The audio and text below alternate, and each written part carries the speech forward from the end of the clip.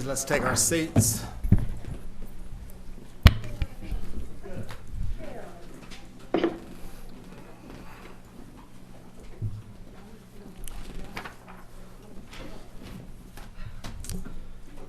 Okay, welcome to this evening's meeting. We're going to have our invocation.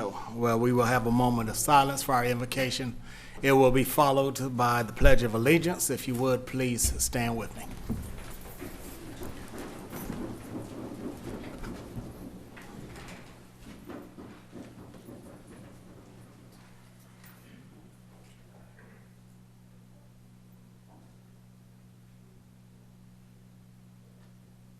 Thank you.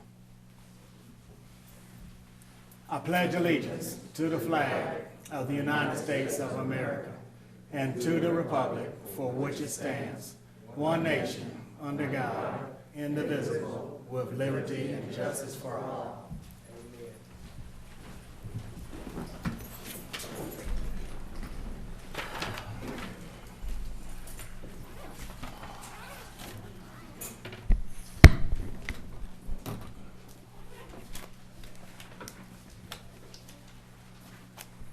Chairman, do you want to do roll call? Yes, let's conduct roll call before we proceed forward. Commissioner DeMont Davis. Present. Commissioner Sana Gregory. Present. Commissioner Felicia Franklin Warner. Present. Commissioner Gail Hambrick. Present. Madam Clerk, we all are present and accounted for. Thank you. Good evening and welcome to the Board of Commissioners October the 6th meeting. Our first order of business is the adoption of the agenda. Do any board members have any amendments? Yes, I would like to pull ordinance 2020-182 that's dealing with the environment, the stormwater management for new development. T&D requested to be able to obtain some further information on the project before we move forward. Is there a second on my motion? Second. Those in favor, aye. Aye. Opposed? It's unanimous. Are there any others? I'd like to take item 13 separately. All right, Commissioner Franklin Warner wants to take item 13 separate, which is the appointment of Economic Development Officer Eric Rocker Willis. That will be on the regular agenda. Is there a second to her motion? I'll second that motion. Those in favor, aye. Aye. Opposed? It's unanimous. Any others? Yes, there's another agenda item that involves the MOU with the Clayton County Public School System that was passed last night. I think that one, I would like to take that one separately as well so that we can at least have it read. Which item is that, ma'am? It's Housing Authority, Clayton County Public Schools. It's the Mount Zion project. Okay, it's Resolution 2020-183, authorizing Clayton County to approve and execute a pilot agreement between the Housing Authority, the county, and the Development Authority. Is there a second to our motion? Is there a second to our motion? I'll second it, Mr. Chair. Okay, probably moved in second. Those in favor, aye. Aye. Aye. Opposed? It's unanimous. Any others? Yes, Mr. Chairman, I would like to take number 11 separate. Proposed benefits mix, 2021 proposed benefits mix. Is there a second to our motion? Second to that motion. Go on, sorry. Which one was that? I'm sorry. Thank you for that. I had to pull that one too. All right, Who well, was that made the second? we'll Commissioner Gregory. put that on Commissioner Sana Gregory. Those in favor, aye. Aye. Opposed? It's unanimous. Any others? All right, is there a motion to approve the agenda? So moved, Mr. Chair. Is there a second? I'll second the motion. Those in favor, aye. Aye. Aye. Opposed? It's unanimous. Thank you. Our next order of business will be presentations. First, we will have the Veteran of the Month. And before I go to the Veteran of the Month, I'd just like to say a quick word or two about the ongoing census. As of today, only 60.2% of Clayton County residents have responded to the 2020 Census Survey. That's a low score, and we can definitely do better. But we need your help to make it 100% participation. Please take a few minutes to complete the 2020 census online at www.my2020census.gov. This can be done on your smartphone, iPad, or computer. You can also complete it by mail or by phone. That phone number is 1-844-330-2020. By taking the census, we'll secure 10 years of funding for our schools, health care, and programs like job assistance and youth activities, and new businesses. This equates to approximately $2,300 per person per year for all 299,000 residents, roughly $6.89 billion over the next 10-year period. So please note that the census ends, now it's been changed a couple of times, but right now it ends on Saturday, October 31st. Saturday, October 31st. Please take it today and secure the $6.89 billion future of our Clayton County community. Once again, go to www.my2020census.gov. This is our money. All we have to do is just go get it. Okay, if you'd like to volunteer to get the word out about the 2020 census, feel free to call Brecca Johnson, who's heading up our census initiative, at 404-557-2635 for more information. Thank you for your tolerance on that. All right, now our Veteran of the Month is Mr. Preston Thurman. Sergeant Thurman is the county's first Veteran of the Month to serve in 3 branches of the military. Sergeant Thurman joined the Marine Corps Reserve in June of 1978 and was stationed at Parris Island, South Carolina. Sergeant Thurman conducted on-the-job training as a logistics clerk at Camp Lejeune in North Carolina from approximately December of 1978 until May of 1979. He was Lance Corporal in an E3. After 2 years, 6 months in the Marine Corps Reserve, Sergeant Thurman decided to go active duty in the Army, serving at Fort Benning in Georgia. After training at Fort Benning, Sergeant Thurman was assigned to Company B, 2nd Battalion, 505th Infantry Regiment at Fort Bragg, North Carolina. In the 1st Platoon, as an assistant gunner on an M60 machine gun. He was a private first class, an E3, and eventually promoted to sergeant E5 after attending the primary non-commissioned school at Fort Bragg. After a 3-year enlistment, he decided not to re-enlist and came back home. He said those were the most boring 13 months of his life. Sergeant Thurman also stated while in the Marines and the Army, he had gotten used to traveling a little bit under his belt and wanted to travel more. He figured since the Navy had the ships, they did more of the traveling. Sergeant Thurman decided to join the Navy. He was sent to Orlando, Florida for boot camp. There, he attended signalman school, where he learned about military communications, flags, pennants, semaphore, and Morse code. Sergeant Thurman spent 4 years in the Navy and achieved the rank of signalman, 3rd class, and decided not to re-enlist. Signalman 3rd class Thurman stated, "It was time for me to come home and pursue my childhood dream of becoming a firefighter," which he did. After blanketing Metro Atlanta's fire departments with applications, he finally settled on the Atlanta Fire Rescue Department, where he eventually retired from after achieving the rank of lieutenant. Sergeant Thurman recently married the love of his life, Miss Frances Wells Thurman, with whom he has 2 beautiful stepdaughters.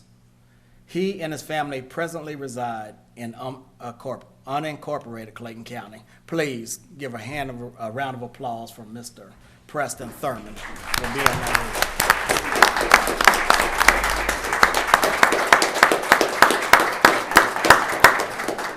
He is not here, but he is watching. So we just want to let him know that we appreciate his service to our country and pray that he has many more years to serve his county and his country. All right. At this time, the next presentation will be School Superintendent Dr. Marcia Beasley.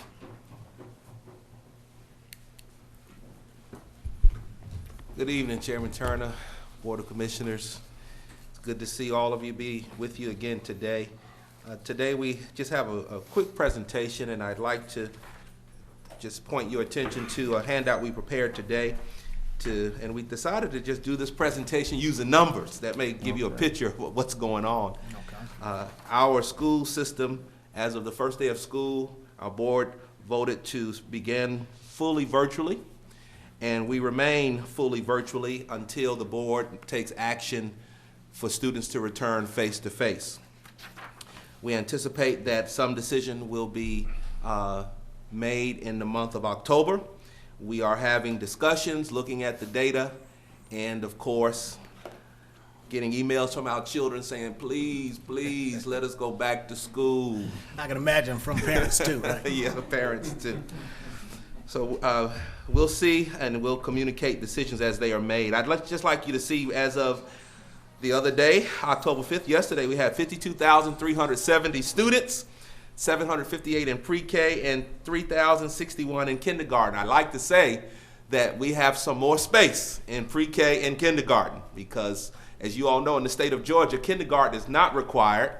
And in our state also, pre-K is funded through the lottery, so we only get so many seats. So we have about a little over 850 seats, maybe about 850.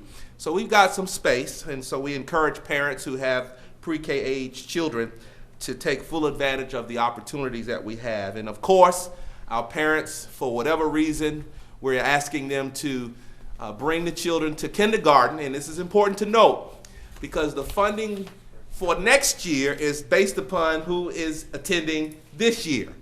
So when they decide to come back in first grade, and by law they have to start school, of course, we don't want to have to sacrifice quality of services because of reduced funding. So we're encouraging our parents and all to get the children enrolled in kindergarten, and we'll be patient with them to that end. When we do come back face-to-face, we're committed to offering a virtual learning academy for parents and families that are still concerned about the virus. Currently, we have about 14,000 plus who have enrolled in the virtual learning academy. And again, that academy will run concurrently with this face-to-face instruction once we return. We're pleased that we started this year in a better place with technology. As you well know, we were in the middle of really on the early implementation phase of a one-to-one initiative. The pandemic occurred and we were forced to accelerate our plan. The board voted in May to purchase Chromebooks for all of our students, so 38,000 Chromebooks are being distributed to students in grades 3 through 12. Those Chromebooks are rolling in as we speak to our various, from the distributors, and we're distributing them to our students. We were able to issue laptops that we had in the district to start school, and so we focused on the students and families that we know did not engage in virtual learning last year because they did not either have a device or they did not have Wi-Fi. So we took care of those family students first, and we're also able, and we have been also able to give them Wi-Fi. So I just want you to see the numbers there. Our teachers have engaged in online training. We have digital learning specialists supporting our teachers in the process. And honestly, we've been able to innovate and pivot very quickly to the virtual learning environment. We're pleased that as you can see at the top, about 97% of our students the first week were engaged in virtual learning, but we're in the high 90s or mid to low 90s. And it varies from day to day, of course. We still have attendance that we address and that we have to continue to address and encourage our parents to make sure kids are online, checking in with their teachers and participating in virtual learning. I want you to know that even in the midst of a pandemic, AP scores have continued to increase. We're closing the gap with the state. We had quite a few students, as you can see there, earning qualifying scores on the AP exam. Dual enrollment, students are still engaged in dual enrollment with Clayton State, Atlanta Metro College, Gordon State College, Atlanta Tech, and we are encouraging our students to take advantage of those opportunities. We're pleased that SAT data is continuing to increase, and we're proud to say that we have another National Blue Ribbon School, now 2 here in Clayton County. Martha E. Stilwell School of the Arts has been named most recently by the U.S. Department of Education as an exemplary performing school, National Blue Ribbon School for 2020. Right. Transportation and school nutrition have merged, and we are delivering meals. We started delivering meals while we were virtually learning in the spring. We continued throughout the summer, and we are still delivering meals. So any student who wants to have breakfast and lunch during the week, they can still do so. We're proud of the partnership we have with the Atlanta Community Food Bank, serving over 30,000 families every Friday in certain sites. That information is on the website. And of course, our United Way participation, Housing Plus partnership has been excellent, supporting families with their various housing needs. We're proud that the Foundation for Clayton County Public Schools has raised over $400,000, and we're headed in the $500,000 range, supporting our students. Thank you to our partners, our businesses that are supporting, and we are primarily this year focused on ensuring families that need Wi-Fi to engage in digital learning, virtual learning, have the Wi-Fi that they need. We're pleased that safety and security continues to see improvement in our district as we monitor using what we call Gaggle online. We can see what students are typing as they respond to their teachers and as they engage with one another. And then I'd like to say I'm very pleased that this engagement, while it has been a challenge in so many ways, I'm glad to see that the community is actively engaged. We've listed for you some high engagement numbers there for you to see. One board meeting May and June, over 20,000, close to 20,000. Superintendent's Live YouTube, over 16,000 views. Critical Conversations, and now we have a new podcast. Our Board of Education, of course, is committed to ensuring that we provide our students the best opportunity for preparing them for their future. Again, the pandemic has been a challenge, but I'll say, as I close, we are having school. We're having school. And the drama we deal with when we're having school face-to-face is the same drama we deal with virtually, but we are having school. Well, listen, I definitely appreciate the presentation and also appreciate how y'all are taking care of our students by making sure that they have the supplies and equipment needed for them to be able to do their work. And then I think it's innovative the way you'll take a bus and use that as a hotspot and put it in a community somewhere so that the kids can have access to internet. So keep up the good work. Are there any questions for Dr. Beasley? I just want to say thank you, Dr. Beasley. And why you got to be telling on my twins? Because the teacher actually called because Victoria was walking around. So it is the same as when they're in school. But it's been a great experience. And I thank Clayton County Public Schools. I want to commend the educators of Clayton County Public Schools because it's given me an opportunity as a parent to have a sneak peek into the classroom. And the educators of even my kids have been so phenomenally engaged and exciting. I found myself sitting down learning even more from one of their teachers as they were breaking down differently. You know, things down differently. We're in school, we just add, but now y'all doing this new math. So I'm trying to learn the new math.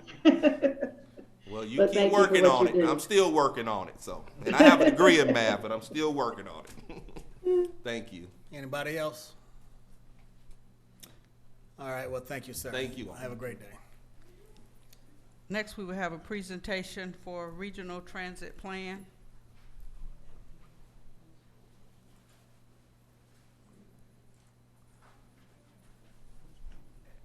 Who is doing the presentation for the regional plan? That is Mr. Chris Tomlinson. He is joining us via Zoom. I believe he may be waiting for somebody to allow him to come in. Yeah. Presentation has already been sent over as well. Yes, All right, Mr. I'm here. Thompson, we are turning it over to you for your presentation, sir. Thank you for joining us this evening. All right, thank you. And I'm going to rely on Clayton County IT staff to put the presentation up. Possible.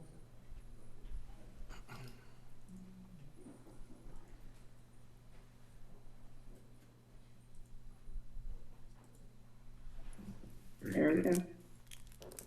All right, fantastic. Well, good evening, Chairman Turner, members of the Clayton County Commission. Thank you once again for this opportunity to present, albeit in a different virtual style.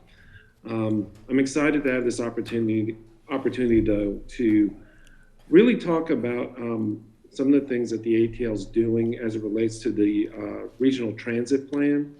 And if you'll go to the next slide. One of the things the ATL does, and the ATL, if you're not familiar with us, we are the new regional transit planning authority at the state. We have a 16-member board. Commissioner Franklin Warner serves as our vice chair, and we're grateful for her service and the information perspective that she brings. We're created to try to create a more seamless transit network. What can we do to marry the different services and operators that are providing services in the 13-county district? Clayton County has a lot of activity going on, especially with MARTA. I'm going to talk about that. But what my presentation today is about is I really want to call on members of the commission, Clayton County residents, to take some time to look at the ATL Regional Transit Plan. Much like your new logo and theme of Clayton Connected, that's exactly what we're trying to do with coming up with a comprehensive regional transit plan. How do we better connect all of the vibrant counties and communities in and around Metro Atlanta to one another? The Regional Transit Plan is one of two statutorily required deliverables that we provide each year. The other is an annual report and audit. This is a place where you guys can go and see a comprehensive overview of all of the transit operations in the region, see performance information, other statistics and metrics to see not only how the service that you're relying on with MARTA fares in comparison to other services in the region, but we also try to highlight how we as a region stack up or perform against others that we're competing for, either in the economic development arenas or just to attract talented people to our communities. But today's, we're going to focus on the regional transit plan. Next slide. So where are we? This is an annual update of our plan. And right now we're in the public outreach portion of our project plan. As you can see, we started off earlier in the year, going back through how we're going to analyze projects that are submitted, holding a call for projects where 14 different project sponsors, entities such as community improvement districts, MARTA, Gwinnett Community Transit, even the state's own express system, which we operate, submitted projects that they believe will help better connect citizens or improve existing transit systems. Next slide, please. Due to the pandemic, much like Clayton County, we've had to get very creative with what are the best and multiple ways in which to reach citizens. I'm going to move counterclockwise around the diagram that you see. We've been working closely with our community partners to provide messaging for this plan update. We've been working with operators for them to put out signage We've been using social media to get the message out. And of course, traditional media, advertising in newspapers and working with news stations and coming out to community meetings such as these. Everything we're doing, we're really embracing some of the flexibility that comes with going virtual. But we also recognize that not everyone has access to the internet. And so even through just text messaging, people are able to get information and, equally as important, provide input. Then of course, online. And we're really pioneering some new techniques. If you'll go to the next slide, I'll talk a little bit about those. So what we've done is we set up a virtual public open house. Much like we did last year, where we actually held meetings throughout the region where people could come in person. I actually think that the virtual public open house is easier. But you can see a web address down at the bottom. You can find links on the ATL's website. But people can now, whenever they want, go online and find information about the plans or about the ATL.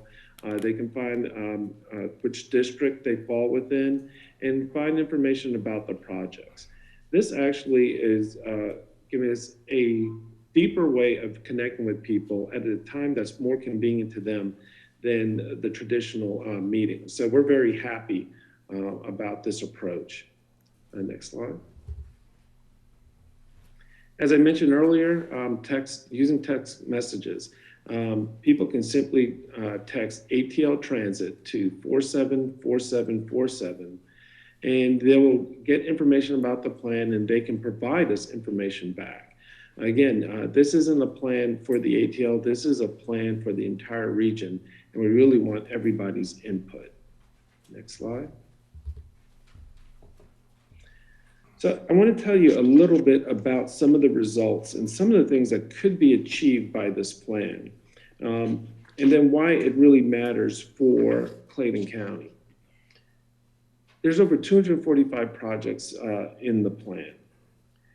If we were to look at doing the majority of these, we could increase by almost a third the number of transit trips to job centers, helping relieve congestion on our roadways.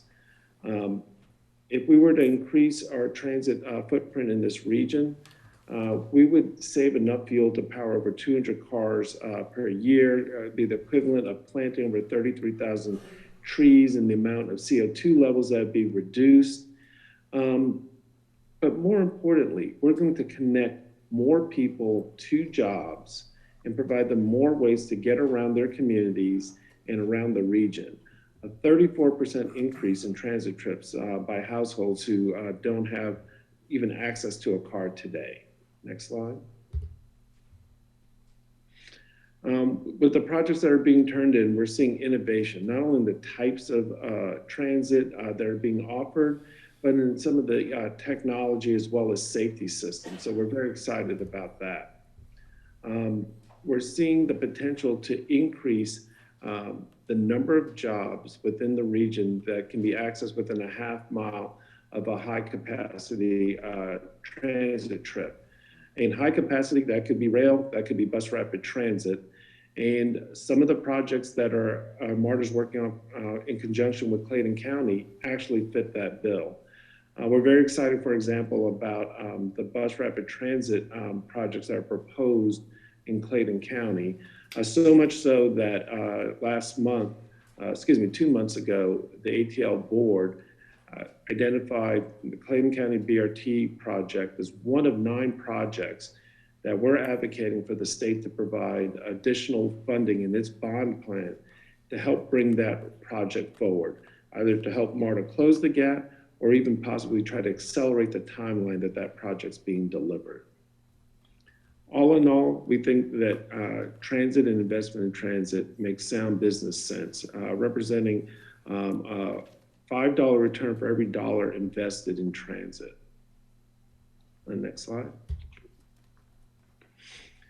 You can find out more about specifically the BRT project and other projects that affect Clayton County on October 14th.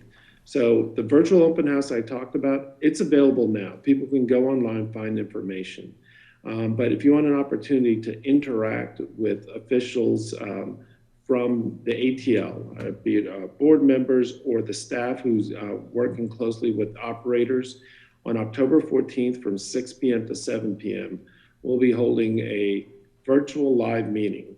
Meaning you can go online or you can call in if you don't have access to the internet, and you can ask your questions and receive answers in real time from our staff, who's very well steeped and knowledgeable about the plans that impact Clayton County or plans that connect into Clayton County. So again, I want to wrap up there. I thank you for this opportunity to bring this information to you and to your citizens. We value Clayton County as a partner, and we really just want to encourage people to come out, spend some time and look at these projects, because they're going to help shape the future of the entire region and provide better connectivity and greater options for Clayton County and its residents. But thank you, Mr. Chairman. I'm happy to take any questions. All right, thank you for your presentation, Mr. Tomlinson. Appreciate all that you're doing in this space as well. I know it's a handful. You got a whole lot on your plate, but you're doing an excellent job, and we appreciate your efforts. Are there any questions by any of the board members? I want to say, I was trying to see if anybody else had questions first. But first of all, thank you for accepting our invite for this evening, and thank you for that amazing presentation. I hope the citizens were able to hear the fact that all of our projects here in Clayton County have been submitted in that plan. Just so that I can bring it home a little bit more for us. I know that previously when we were looking at projects and evaluating them, and when we also had our outreach, I noticed there was a particular area that had a great showing of folks, and that was the Enrollment Hill area, and then of course the Atlanta Beltline. So as commissioner, I appeal to all of our citizens and all of our commissioners, as well as any elected official or leader in this county, to get involved. You have to remember that the ATL Transit Link Authority is the direct recipient of all funds that are state or federal that even flow over to MARTA. So that is what Chris has brought to us today. And I will tell you, I'm not afraid to say it because I only work for the folks who elected me. If you don't have a seat at the table, you might be on the menu. I shouldn't have said that, Chris, but it's the truth about life in general. If you don't show up, then you're not present. You heard Dr. Beasley even say that. So we have all these great plans that are going on for our county. I love the fact that you had economic development right there. I know that many of our residents are traveling to jobs, and as they're able to get to their jobs and we're able to shore up that gap of equity, that's how we're going to increase our income level here in Clayton County. So again, I thank you so very much, and I hope that the Board of Commissioners, if you have any questions, please pose them or reach out to Chris Tomlinson later and the staff. And I hope to see everybody online on October 14th. Show up, be counted, because Clayton County, we deserve the best, but it's up to you. All right, any questions? Any other questions by any other board member? All right, sir, again, we appreciate your time, and as the commissioner said, appreciate the presentation. It was well stated, so I appreciate you. Have a good night. My pleasure. As a former Clayton County resident, when I was in school, I lived right off of Garden Walk Boulevard. And as the chairman and Commissioner Warner are well aware, we have a facility in Forest Park where 60% of the state's express fleet is deployed from every day. So thank you guys once again for being an incredible partner. And we are just lucky and honored to be part of the community and employing people in Clayton County. So thank you very much. Thank you, sir. Thank you for keeping those Greta areas clean too. Appreciate that. All right, thank you, sir. Madam Clerk. Next, we will have a presentation for proposed benefit mix.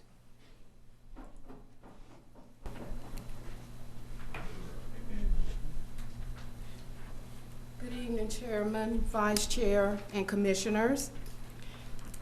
In reference to LR 4878, which is Agenda Item 11, on behalf of Clayton County's employees, Human Resources is very excited to present the 2021 benefit mix for your consideration.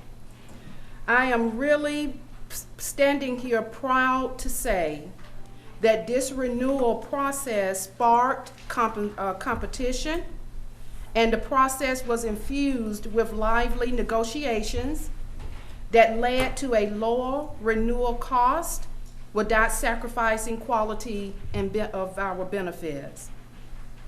Marsh and Mclennan is our new benefit broker / consultant, and they will make the official presentation to the Board of Commissioners.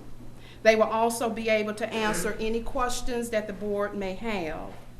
I would also like to recognize the fact that Human Resources Manager Karen Bohannon and Human Resources Assistant Manager Angela Jolly are both here this afternoon as well. So on behalf of Clayton County employees, we thank you for your support and your consideration, and I'll have the Marsh team and partners to come up to the podium and turn it over to them.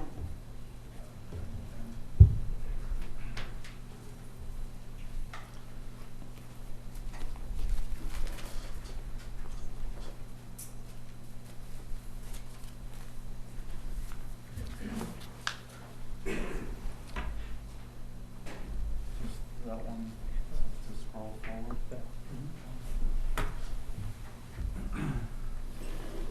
Good evening, Chairman Turner, Good evening.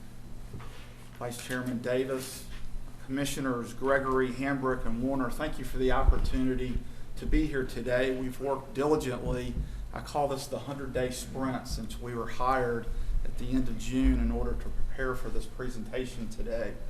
I wanted to introduce some team members. Without them, not much of this would have been possible. Marilyn Cameron and Maureen Rosen and I have all worked diligently, along with a number of other internal partners as well. With your permission, is there a way to do it so it doesn't? Thank you. With your permission, I'd like to introduce Marcia Mclennan Agency. Also talk about the preparation that we went through for the 2021 open enrollment. We do want to focus on the proposed benefit mix, the Hartford renewal. There are some special considerations there, as well as future initiatives. I have about 7-10, and I was told I have about 10 minutes to cover this information. So Just try to be as thorough as possible. the That's pace fine. will be brisk. The good news is you've seen a lot of this information, so I'll hit the highlights, and then if you have questions, of course, please stop us. Sure. So an introduction of our firm, if you could go to the next one. Marcia Mclennan Companies is a New York Stock Exchange publicly traded firm. We're a Fortune 250 company. We're really divided into 4 operating companies. Marsh, we call them Big Marsh, handles primarily business insurance. Mercer handles primarily employee benefits. Guy Carpenter does reinsurance and risk advisory services, and Oliver Wyman does management consulting. We're in 130 countries, 65,000 colleagues globally, $17 billion in annual revenue, and about 147 years in business. So we bring a lot of clout from our parent companies and operating divisions to the agency. We call ourselves Little Marsh.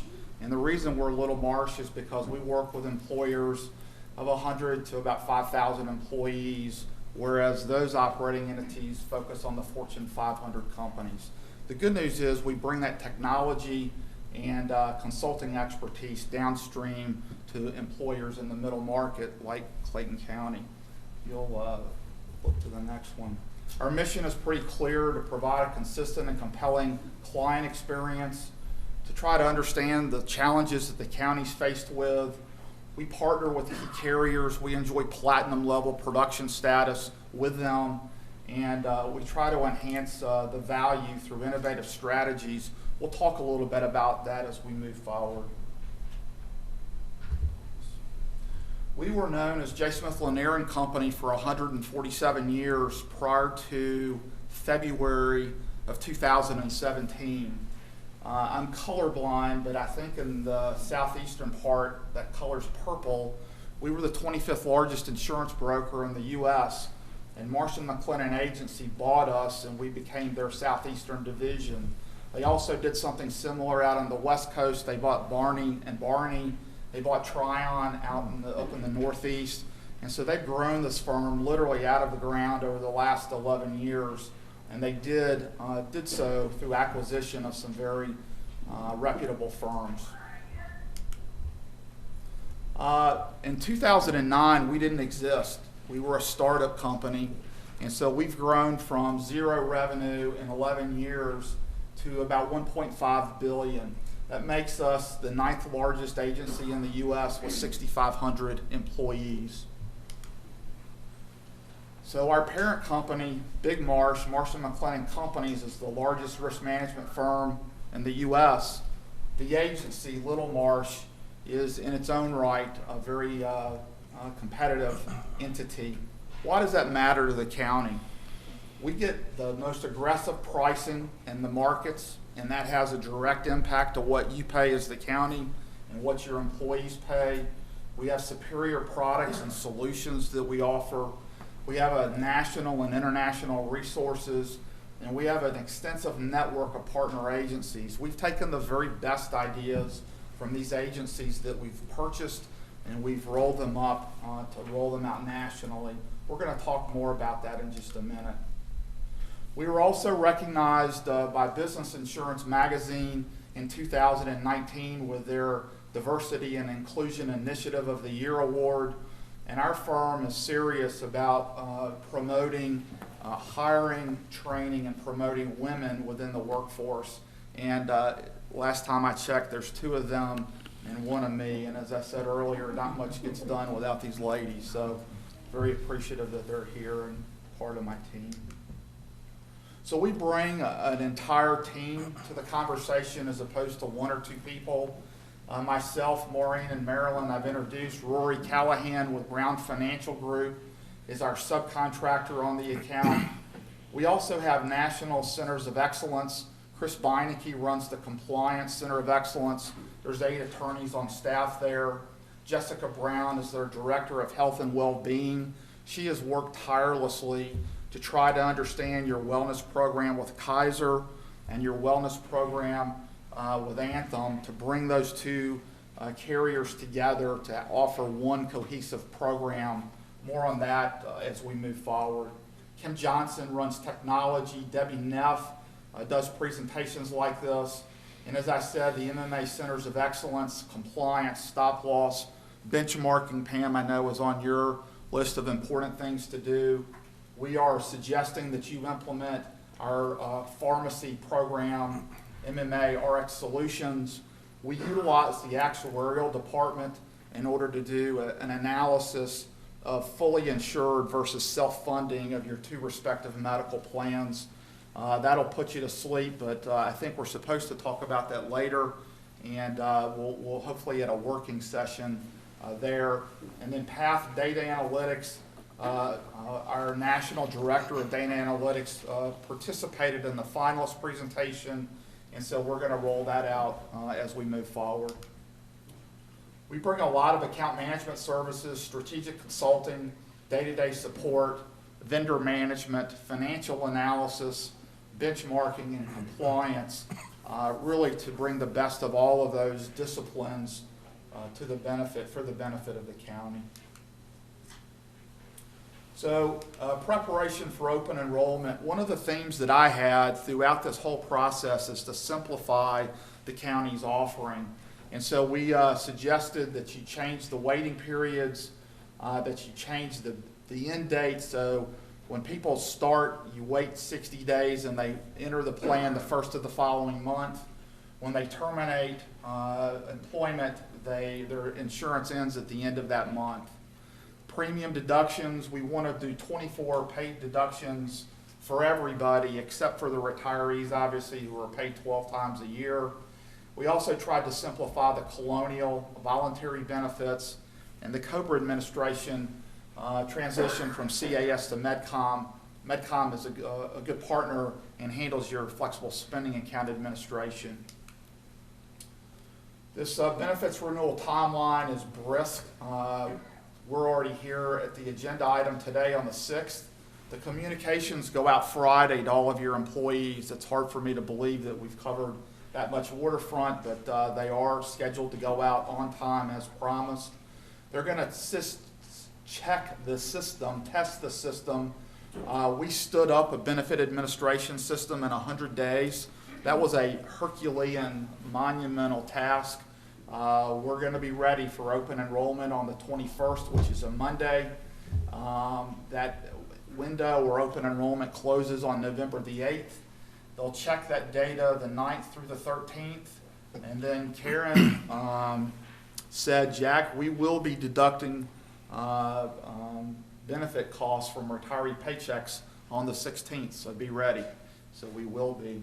We'll go through the holidays, all that information gets submitted to the carriers, and then we go live January the 1st. So again, a very brisk implementation schedule over the next 90 days or so. So one of the things that we do, just as a course of doing business, is try to save you money. That's why you hired us. And so I wanted to give you a brief idea of what that's been in the last 100 days or so and how much money we feel like we've saved. So we were hired on or around June 24th. That's when the broker of record letters were issued. When we showed up, there was a renewal from the Hartford because that plan renewed June the 1st. So the first thing that we did, because we're preferred brokers with the Hartford, as we said, we're just walking in the door. Would you please defer the renewal? They agreed to do that, no change until September the 1st. That saved the county 70 grand. We also negotiated a 4-month renewal so that all of your plans would renew January 1. So this next renewal is a short renewal, September 1st to December 31st. The Hartford wanted a rate increase of 97% initially. We lowered that, got them lowered. They agreed to lower it to 53%. That saved 42 grand.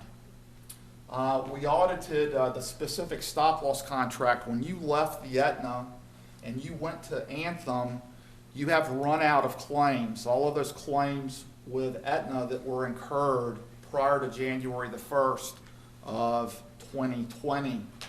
We look at your claims, and when they go over the specific stop-loss limit of $175,000, you're due money back. That audit had not occurred. We did it. We found $79,000. The county should have received that money by now. Maureen was talking to the Aetna and noticed that there was some rebate information that didn't look correct. We found out that there was stop-loss insurance of about 20 grand that they were waiting for payment on. And Maureen said that you're holding up $200 and about $60,000 in pharmacy rebates. Why don't you take the 20, we'll audit it and give the county 240 grand, and I think you should have received that money by now. We also discovered an error in the way Anthem was calculating the Wellness and Technology Fund. We found another $75,000 there. So in 100 days or so, we think the county's to the good, about 500 grand. We're continuing our work. That's a lot of stuff that we found early on. But as I said earlier, we work diligently to turn over all of those stones, the rocks, to make sure that we don't leave any nickels and dimes on the table. So here's the proposed benefit mix. You saw this previously. This is easy. The fully insured dental HMO, no rate increase. We're going to change from 3-tier to 4-tier. There's 278 employees that are insured. It's about 90 grand in premium. The split of 72% for the county and 28. The county's cost is about 65 grand. There's also a PPO, a passive PPO, that's self-funded. There is no increase on the ASO fee. We wanted to make sure, as you know, people quit going to the dentist back in April, May, and June. And so all of that elective dental work is kind of pent up. People need to go to the dentist. So you had a decrease in dental claims. You're going to have a spike in dental claims for a period of time. We suggested that you leave the funding the way that it is in anticipation of that increase. Very, very minor adjustment. And the cost In total, 2,273 enrolled employees, cost of about $1,680,000. The county's portion is $1,275,000.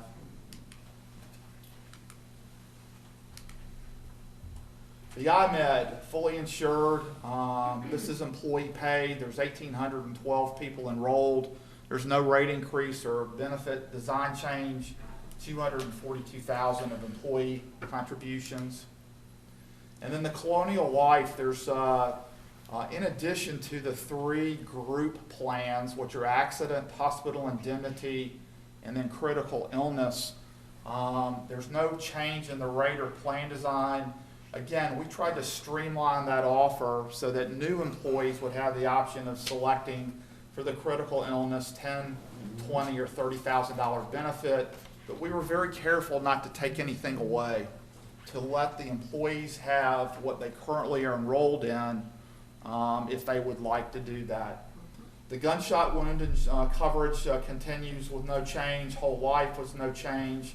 Individual life, accident, critical illness, all of those legacy policies, and there's a lot of them, are being left alone. Payroll deductions are going to continue. We just simply tried to simplify the group insurance offerings moving forward.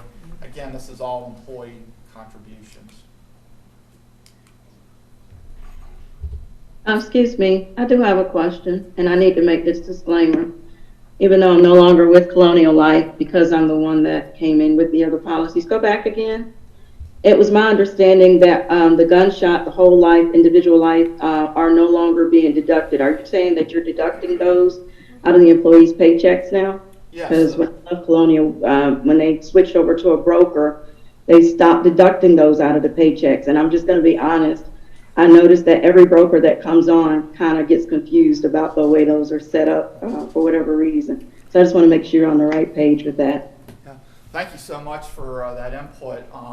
I'm 99.9% sure that those premiums have continued, and they're on self-pay, sir. I may need to get with the. They're on self-pay. They should be on self-pay. But we could talk offline. Okay. And again, for everybody to know, it's because those are older policies. And when you switch to a broker, before I became commissioner, you stopped doing those as deductions, and those are on self-pay. And every broker that comes up always comes and states the same thing. And then even though I no longer work with them because I was involved, I will get a call. So let's make sure we get it right, because I don't want to get any calls. We'll double check that and report back. Please do. Awesome. Thank you. Proceed on, please. Am I able to interject because we have? Let's just wait till we get the information and then we'll come bring it back. Please proceed on, sir. So here's the heavier lifting, the Kaiser medical plan. This is fully insured. 1,042 employees are covered, about double that in terms of their family members. The initial proposed renewal was 17.7%, and that MMA actuarial confirmed reasonableness really should have gone up to the line above that. Our actuaries looked at your claims experience for the last 2 years, and they said 17.7% is justified. We, too, are preferred brokers with Kaiser. We worked closely with them, and we negotiated an overall renewal of 9% to leave all the benefits exactly the same.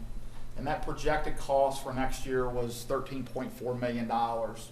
It came up during numerous conversations with your HR team that there had not been a benefit change in over 10 years. And we don't have a client in our book that hasn't made a benefit change in that long. And so we suggested some very modest changes to the benefits. We're very sensitive and mindful to the COVID-19 environment, the economic environment, yet we also have to balance, for the interest of the county, the financial aspects of the plan. So we suggested that you increase the deductible from $500 to $750 and the out-of-pocket maximum from $2,500 to $3,000. I will say in 2020, under the Affordable Care Act, the maximum out-of-pocket maximum, I believe, is $7,950. It indexes each year. Your out-of-pocket maximum is less than a third of that. And so we suggested that you increase it to $3,000, and per the Affordable Care Act, everything accumulates to the out-of-pocket maximum. So for most of your employees who are not heavy utilizers of the plan, we don't think there's going to be much of a financial impact to them. We also suggested that you increase the ER copay from $200 to $300. We benchmarked that against other benchmarking data that we have, primarily the Mercer Employer Survey. We feel like that's very much in line with other municipalities and governmental entities. When we did that, we lowered the renewal from 9% to 6.2%. The projected cost with those changes is $13,065,000, and the county's portion of that is $9.4 million. We saved about $344,000 by making those changes. The Anthem plan is self-funded, and again, our actuarial department. Go back. What is the family out-of-pocket? You gave the out-of-pocket max, but what is it for a family? Under the Affordable Care Act, it has to be 2 times. No, sir. I'm asking, what are you proposing for the maximum of the family out-of-pocket? I see your deductible there. I want to know the deductible for the family and then the maximum out-of-pocket as well. Twice the amount listed, so that would be $1,500 and then $6,000.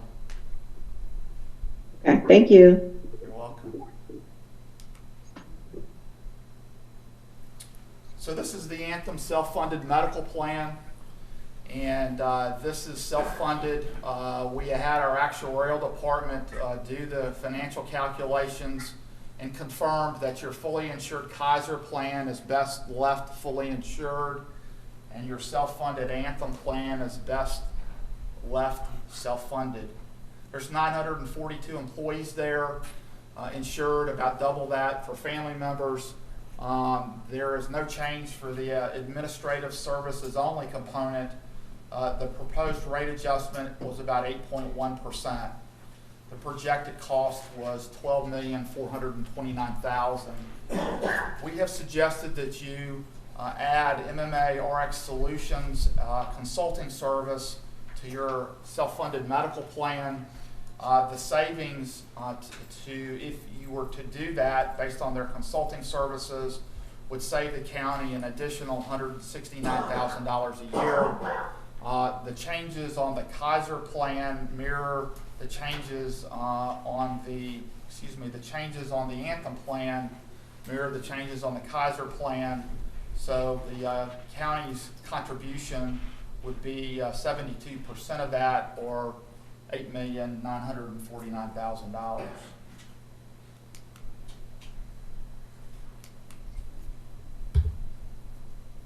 Kaiser Medicare plan, pretty straightforward. It's fully insured, 218 subscribers. There's no change in rate or benefit design. The projected cost next year is $986,000. 72% of that is $710,000. We marketed the Aetna Medicare program, and we asked Anthem to quote on it. The Aetna plan insured 440 members, and we were very diligent in matching the Aetna Medicare plan as closely as possible. It would be disingenuous for me to say it was exact, but it's as close as possible as we could make it. The projected cost for 2021 is $1,189,000. It's a $545,000 savings over the Aetna Medicare renewal, and I'll assure you they were given every opportunity to revise their proposals. We had original quotes from renewals or quotes from both of those carriers, and both of them did 2 different iterations to become more competitive, and the Anthem renewal was overall the most competitive. In addition to that, Anthem guarantees their rates for 2 years, and they have a rate cap in the 3rd year.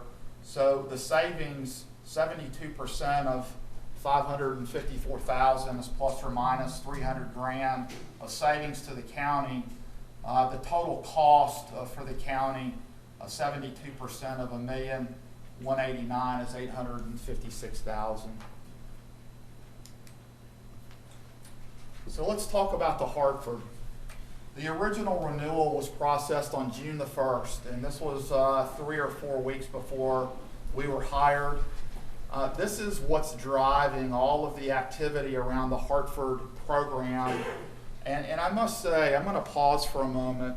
Your life insurance program, with all of the classes of retiree lives, AD&D with some, not for others, the dependent life is the most complex life insurance program I've ever seen in more than 30 years in the industry. And that being said, the claims experience, primarily driven from the retiree group, is in 2017 is 148%, which means that for every dollar of premium the county paid, they paid out $140 or $1.48 in claims. It went up to 155% in 18 and 187% in 19. So it wasn't surprising that life rates were going to go up. The initial renewal was 92% on the basic life, a 35% increase on the long-term disability, and a 40% decrease on short-term. So the first thing we did was we negotiated a 3-month deferral of the renewal. That changed to September the 1st, and that's where that savings came from that we talked about earlier. And I know that Maureen and Karen went through a very exhaustive audit of your bills for the last year and a half, and that was part of the agreement with the Hartford to defer the renewal. We negotiated a 4-month renewal. We lowered the rate increase to 53% on the basic life, and we recommended that the county pay that increase. It costs you about $50,000 to do that. And the reason that we made that recommendation is down at the bottom. We avoided a mid-year impact on employees, and we avoided an impact on technology as we stood up the Smart Benefit Administration System. There are no other changes on the other lines of coverage, and I know Pam had requested, Ms. Ambles requested consideration that the county pick up that $50,000. So here's the renewal January the 1st. There's a 23% increase on the basic life, a 20% increase on the long-term disability as opposed to 35% previously, and that same 40% reduction in short-term will be processed. We're going to simplify the short-term disability offerings, or we're suggesting that you do, by reducing 6 plans to 3. The Smart Benefits Administration System is now built, and we are able to pull the census data out of that system and market all of the lines of coverage, which will include the basic life, the AD&D, the retiree life, the voluntary life, and the short and long-term disability insurance. We owe you a follow-up presentation in the next 60 days or so with the results of that, and any sort of rate and plan changes can be made in the first quarter of 2021. So the county's cost for the basic life insurance is $391,000, and Chairman Turner asked a question, what is the increase from 2020 to 2021, and it's about $312,000. So we're mindful of that, that increase, but if you have claims experience at 150, 175, et cetera, I think it's reasonable to assume that your life rates are going to go up some. Future initiatives, I know that Ms. Ambles wants to establish a benefits committee. I think that's a powerful committee to have. It will have to have some thought around the people that are on that committee. Generally, they're champions in respective departments and can help push the message out, hopefully in a positive way. An in-depth analysis of Clayton County's benefits in comparison to surrounding counties is also quite important. and a subsequent presentation to the board. A presentation to the board to provide feedback on self-funding versus fully insured. It's a lot of math, but we will try to hit the highlights and talk about that. And then some information regarding how the election could potentially impact the Affordable Care Act. So that's our presentation. I'll pause and see if there's questions that I can answer. All right, we appreciate the information. Are there any questions by any of the commissioners?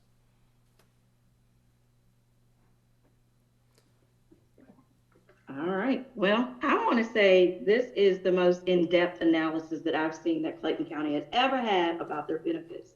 So I definitely want to give you all kudos for that. As one that has been in industry for 17 years, I believe that our employees deserve that work. So I do commend you for that tremendously. Thank you for finding those savings. And then thank you for your recommendations. There was one recommendation, I think I made a note on it.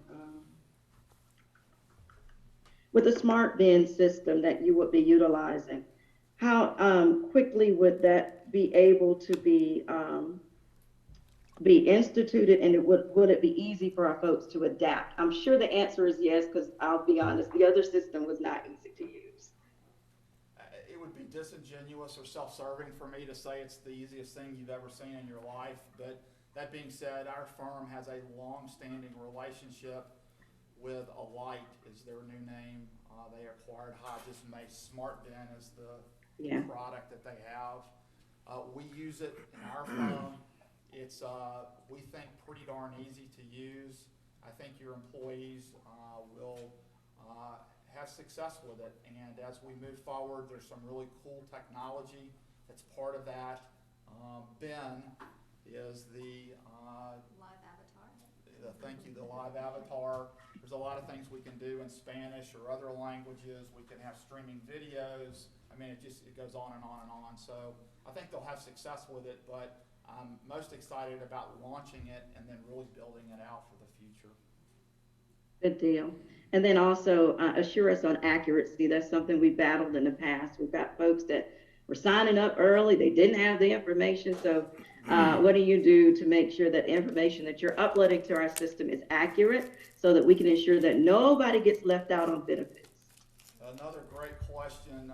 We've spent the last 100 days really focused on making sure that occurs. There was a lot of late hours and weekends and all of that to make that happen. The data has been tested repeatedly, and we're in the process right now of syncing that data via a secure 834 file feed with all of the carriers. So we've built the system, and then we start testing the data with the carriers to see what they have. We have to be within a 5% margin of error to make sure that the file feeds can start going back and forth. The system automatically date stamps when you log in, when all of you log in. It's going to say username, password on October the 6th at 8:43 p.m. Commissioner Warner logged in, or somebody with your username and password, and this is what you did. And when you close out, it date stamps it, and so it's, I mean, they're using the system, this technology, and employer groups of 25,000 lives or more, so we feel confident that it'll serve the county well. Good job. To the board, the only thing that I would recommend is that I am not as comfortable with increasing the deductibles at this time for our employees. I think that this group has done a great job to pass along some savings to our county and finding a lot of those rebates, which is definitely a plus. But I feel at this particular time, especially amid COVID and understanding that many of our employees may even live here in the county, I think that we need to really reconsider increasing their deductibles at this particular time. Maybe it's something we can evaluate later, but once again, that's just my thought as one vote. But thank you for your presentation. And I am going to add that, you know, you've done a great job finding the savings for us. And I do believe we probably can use some of that savings to offset some of those costs as far as when it comes to increasing those co-payments and so forth for our employees. So I have I have one there's offer though, hold Mr. on a Chairman. second, Commissioner. Hold on a second, I want to finish. I'm sorry. So did that make sense what I said? The savings that are coming back to the county, we can use that money to offset some of the increase that would be passed along to the employees, correct? Okay. Commissioner. And Mr. Chairman, please excuse me. Sometimes my brain goes too fast. I was trying to piggyback on what you said. What was not proposed to us is the fact that we have an opportunity as a county to put in place some funding for those that do have to meet the deductible. So in some groups, you'll find that the government then will have a plan in place.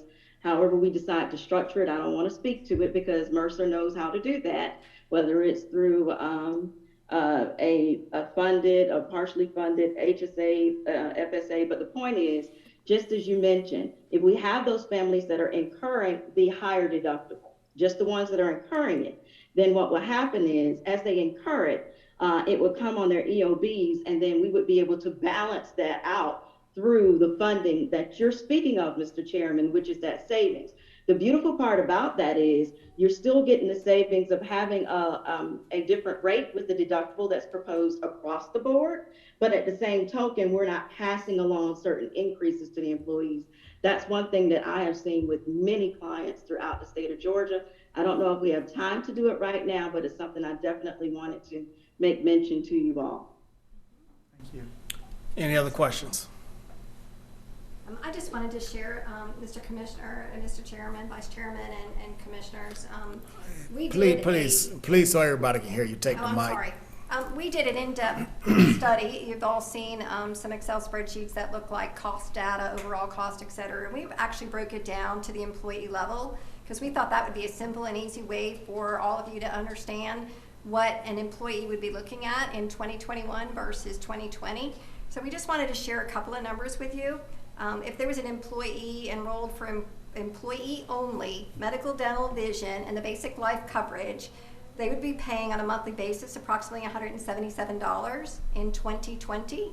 That same exact program, with the exception of that deductible, that's the only thing that would change, would cost that employee $194. So there's a difference of less than $18 a month for the employee to have exactly the same as they had last year, with the exception of that deductible. So we were trying to be mindful of that, and you've definitely made a good point that for somebody that's taking on that added deductible on that low deductible health plan, they would have that additional cost to bear if they did have only a procedure that caused it to go towards deductible. Not co-pays, not pharmacy, not any of that, but if it was the inpatient, outpatient surgery, yes ma'am, they would definitely see that. And then we did the same for Anthem, just to mention that the Anthem cost for 2020 was roughly $205 for those same coverages, medical, dental, vision, and life insurance. And it would be $215 in 2021, so actually just a difference of $10. Make sure you state if it's individual or family. You're Yes, stating cost, but right, exactly. We did it on an individual employee only enrolling in those plans. what's the family cost, ma'am? So I have it all broken out on the sheet. I did it for each of the coverages. We also did it for a retiree. Retiree actually in the Anthem plan is going to pay less, $40 less per month than what they're paying currently. So we're happy to share it on this breaks it down by How much would a employee family level. pay under that plan? So the difference would be, currently they're paying for their Kaiser plan about $499, costs $500, and that's going to go to oops, just missed that number, sorry. That was the employer contribution. It's going to go to $533. So $500 will go to $533. Everything That monthly or per pay period? monthly, ma'am. Yes. Thank you. Everything else would be the same. The dental, the vision, the basic life. Those would be the same number, but the $533. And I think to summarize, we were very mindful, especially in a COVID-19 environment and the economics around that, to try to minimize any sort of adjustment. But Commissioner Warner, I hear you loud and clear about your preference not to to change the benefits. I'm only one, sir. So there's options, you can, you go back to the 8.1% increase, or the county could do a higher contribution instead of 72%, 28%. They could pay more to offset, as you said, Mr. Chairman. So different options, or work out FSA plan or a way. Right. I would really love for the board to understand FSA plan would just be as those deductibles are incurred, and so you would have more control of it with leaving the mix the same. But thank you again. I know Mr. Chairman wants to move along, but let me say this to all of y'all that's watching and listening. Employees come to work for two things, and that is to get a paycheck on time and to have benefits to take care of their families. So this presentation was so important because at the end of the day, as much as they love working for Clayton County, this is so important to both our employees as well as our citizens. So thank you. Any other questions? Yes, I have a question. Commissioner Hammer. Last year, we had such a big problem with our retirees when we made a change. And I noticed you're saying about the savings, this big savings, thousands of dollars or whatever. What I'm wanting to see is, what will that mean to a premium for a retiree? How much of a difference is it, $5, $10 or whatever, for us to make such a drastic change? Because I don't want to go through what we went through last year. And I know that our retirees like the plan that we have them under now, as far as the Medicare plan and all. So I want to know how much of that, so many thousands of dollars that you say you're saving, but then you said that there wasn't that much of a difference. And what I'm wondering, and I hope the board would consider this, just to think about it, because I don't know if we have to vote for this whole package or if we can, pull something out, because I would like to leave the retirees package alone, if nothing else but for a year, and evaluate what we have now, and then look at this again, because this is coming to me differently than what was presented at our work session with our HR department. Excellent and valid point, Commissioner Hamrick. If I could address that, the savings between the Anthem and the Aetna plan on a per member, per month basis is $103.33. With the 70-28 split, that is $74.40 per member per month for the county and $28.93 for the member retiree. So that total again, $103.33. And when you're talking about 440 members, the overall savings is $545,000. $392 of that belongs to the county, and $152,007 is on the retiree. So there is a tremendous savings in addition to the 2-year rate guarantee and in addition to the rate cap for year 3. We have brought with us, and I believe that Ms. Ambles has also presented a side-by-side comparison with Anthem and Aetna for both the medical plan and the pharmacy plan. And we've also showed collateral that Anthem has provided to us that helps the retiree transition into that Anthem plan right down to the pharmacy. We took the time to run what's called a disruption report. So we took the top 100 prescription drugs that were paid for under the current plan with Aetna and put them into Anthem's plan to see if those same top 100 drugs, price point, would be covered by Aetna. We ran the Aetna formulary of drugs through the Anthem disruption system and came up with only 18 prescriptions out of all of those thousands, 18 that were not on the Anthem formulary, but Anthem has an equivalent therapeutic drug equivalent to each one of those.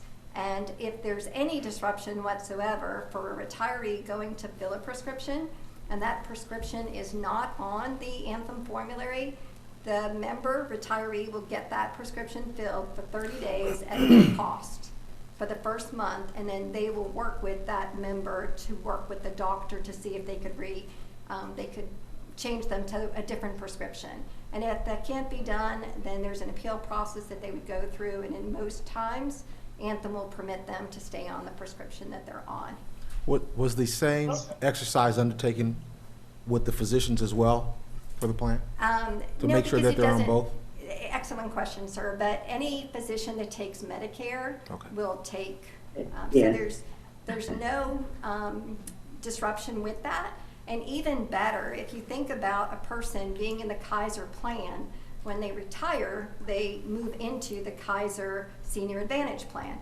Very simple, and we, through SmartBand, have made that 10 times simpler for the administration, for the HR team. We've really worked on that process so that there's no more paper, no more confusion, no more problems with billing.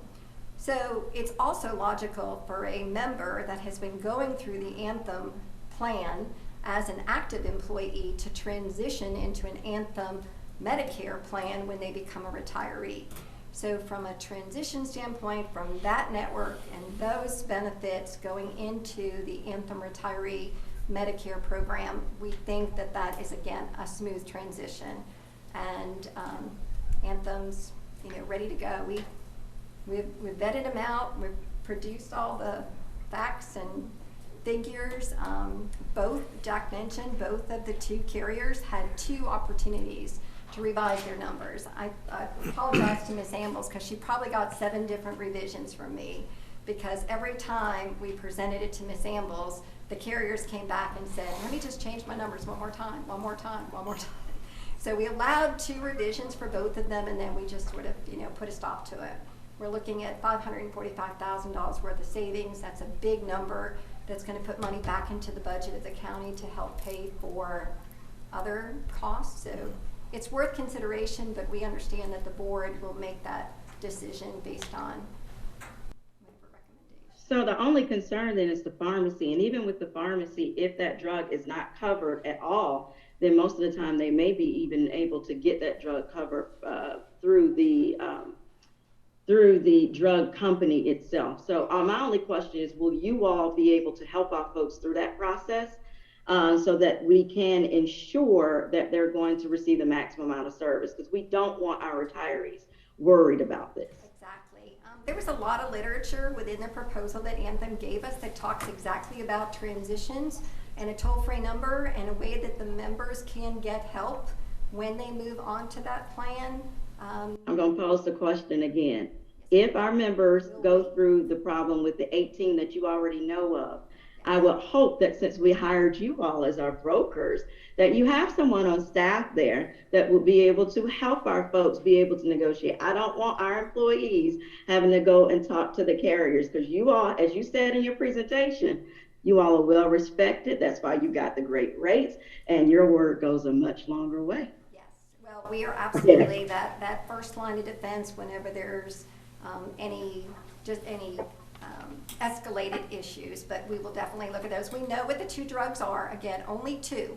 There were 18 in total, and 16 of the 18, there's a therapeutic equivalent. There's 2 that there's not. So we know what they are. We certainly would never go down to a member level to determine who they are, but there will be a letter, and we will be right there to help that member transition. Awesome. Yes, ma'am. That's all we need. Thank you. Let me say this, and I know your presentation sounds really good and all, but when we have people, and I would think that our retirees have more medical issues than some of our, regular employees, that retirees visit, have more doctor visits, more medication, prescriptions and all, and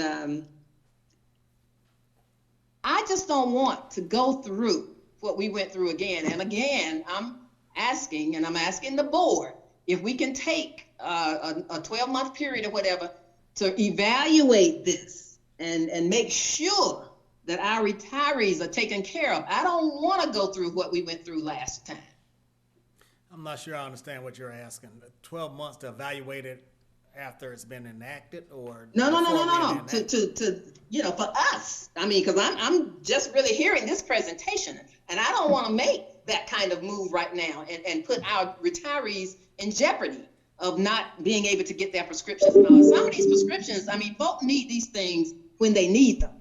You know, they can't wait for an evaluation or go to a group to have a hearing and that kind of thing. And I'll include myself because I'm a retiree from the state. When I need my medication, I need it then. And I don't want to have to go through all that. And I believe you said that, you know, they can call, they can make phone calls, they can do this.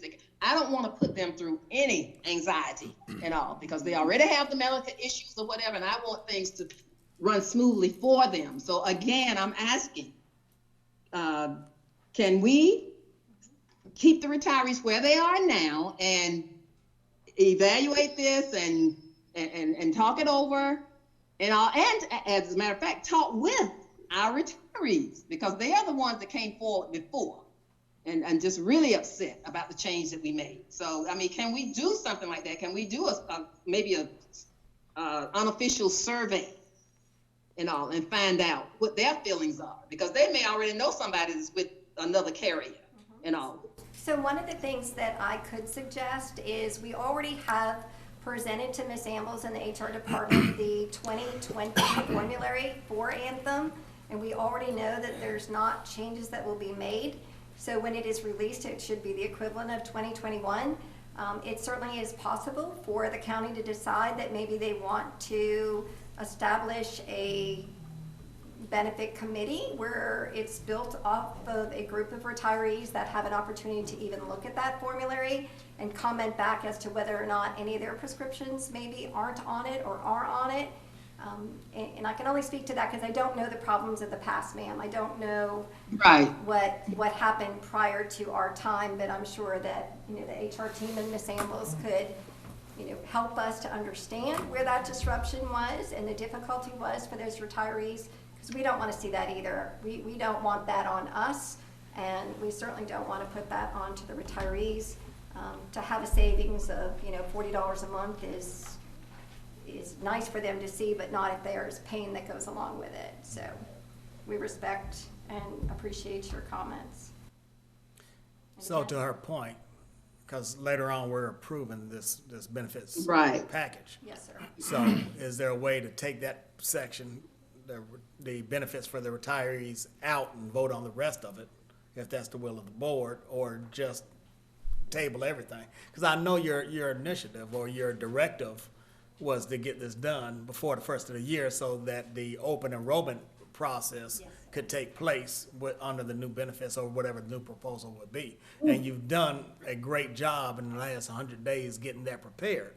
So the way you would do that is you would just say renew with Aetna, everything else you approve, and it stays with Aetna. Everything is standalone decision. Each one of your carriers and your contracts is a standalone decision. So the board could decide to approve everything and either take more time to think about the Aetna versus Anthem Medicare. You know, sir. I would like that. I would like us to do that, to consider that. Is the savings though including the retirees and the active employees? You keep talking about the savings. What would be the difference of what would be? Currently, a member who is enrolled in the 2020 Aetna retiree medical, dental, vision, et cetera, is $126.68 per month. No, I'm not asking monthly. I apologize. Maybe I didn't say it right. When you first began, you talked about the $500,000 savings, yes. Okay? Is that total with the active employees and the retirees? Because if we're able to see what the savings are for the active employees to continue on Blue Cross Blue Shield, then maybe increase in cost would be offset by basically what we would have saved. So that's what I'm trying to figure out. Can you put the presentation back up? Or we could just move forward and take it separate. Whatever you all want to do is fine with me. Well, we appreciate you giving us the additional time. Slide 22.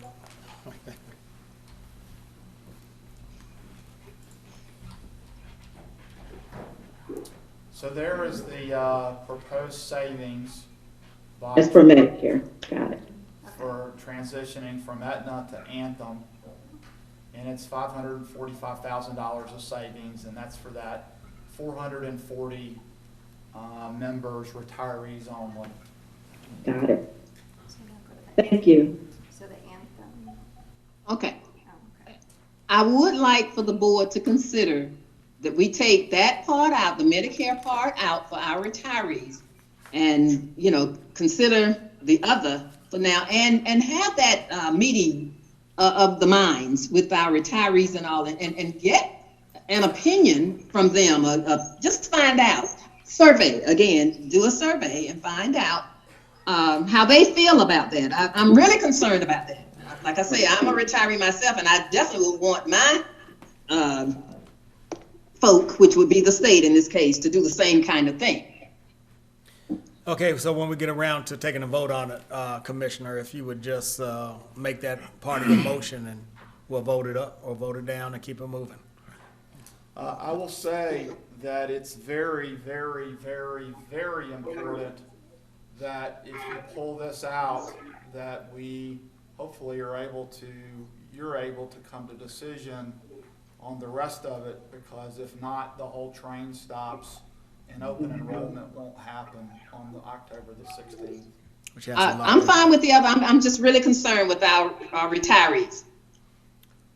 So if you just make I'm that concerned with motion- everybody, but we just had such a big,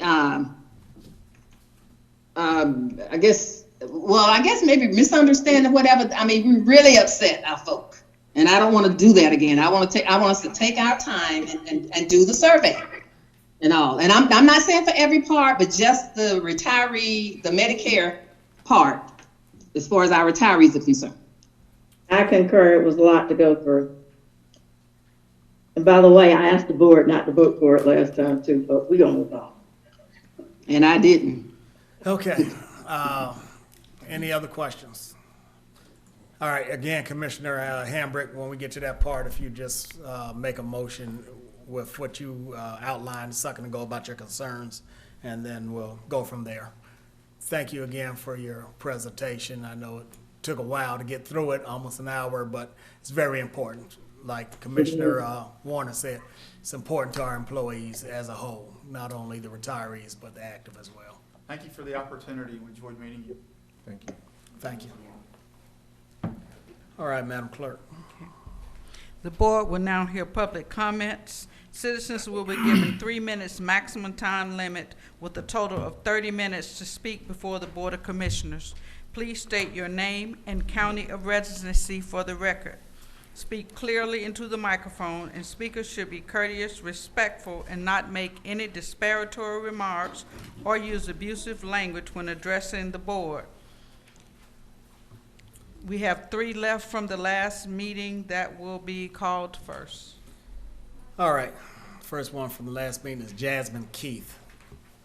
Is Jasmine Keith here? Jasmine Keith. All right, let's move to Sheila Roby. Sheila Roby. Mary Hooks. Mary Hooks. All right, that concludes from the last agenda meeting or business meeting. First one up is Mr. Alvin Farmer.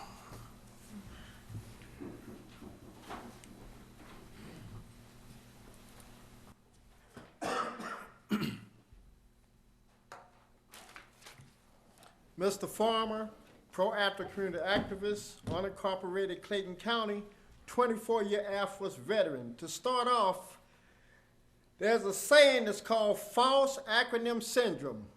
That means when you're talking to an audience, you're using letters or phrases that they do not know, and this is going on. Y'all write and speak in that. This paper has been highlighted in red ink.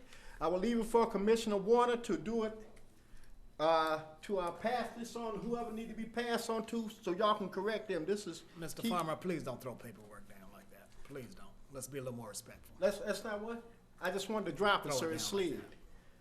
The second thing is, still again, I will ask you, I want my $1,866 bail money back with interest that y'all justifiably arrested me on 18th of May. Since y'all are into sending mail, then you're going to give me $10 so I can go to my bank to cash the check. Also, my wife used 2 vehicles, which was a 12-mile, 6-mile round trip on each, which is another $12. You are trying to take $1,115.52 from me for school tax. Last year, I went to the tax place and I signed because I turned 65 years old. This year, I am now 66. I got a letter stating that I owe property tax plus that amount of money. I went over there. It's been 2 weeks now. I tried to speak to Mr. Baskin, and I have not heard from him nor from his people as of yet. They sent a corrected copy after I went over there and informed them about that. The first lady said I was wrong. I showed her the paper that they sent to my house. They sent a corrected copy, which required another stamp, envelope, and a piece of paper. I see that and then this money was paid for school tax. You just gave the school superintendent a pay raise. I figured out on a 5-day work week, he's getting basically about $102 a day for a 5-day work week pay raise. Your man here, Mr. Bookins, I asked his one of his assistants to not slam the door. She said she ain't got time while she's roughing. Our tax dollars pay for that. If it need to be fixed, our tax dollars pay for that. So he need to speak to an employee, and maybe you need to speak to him. For October, Officer Parrish responded to a 911 call at the pump house in my subdivision because someone broke into it. I asked him to take pictures. He said that wasn't necessary. He was going to write it down. I called Lieutenant Santiago, which has been professional in my meeting with him, even though we had a negative encounter the first time, had that gentleman come back and take pictures. I think anytime there's vandalism, people need to take pictures. As far as recycling go, on McDonald's, I'm going to leave this with you. Box. Your time is up, sir. Thank you. I'm going to leave this to the Commissioner Warner that she might share this with you also. Thank you. Orlando Gooden.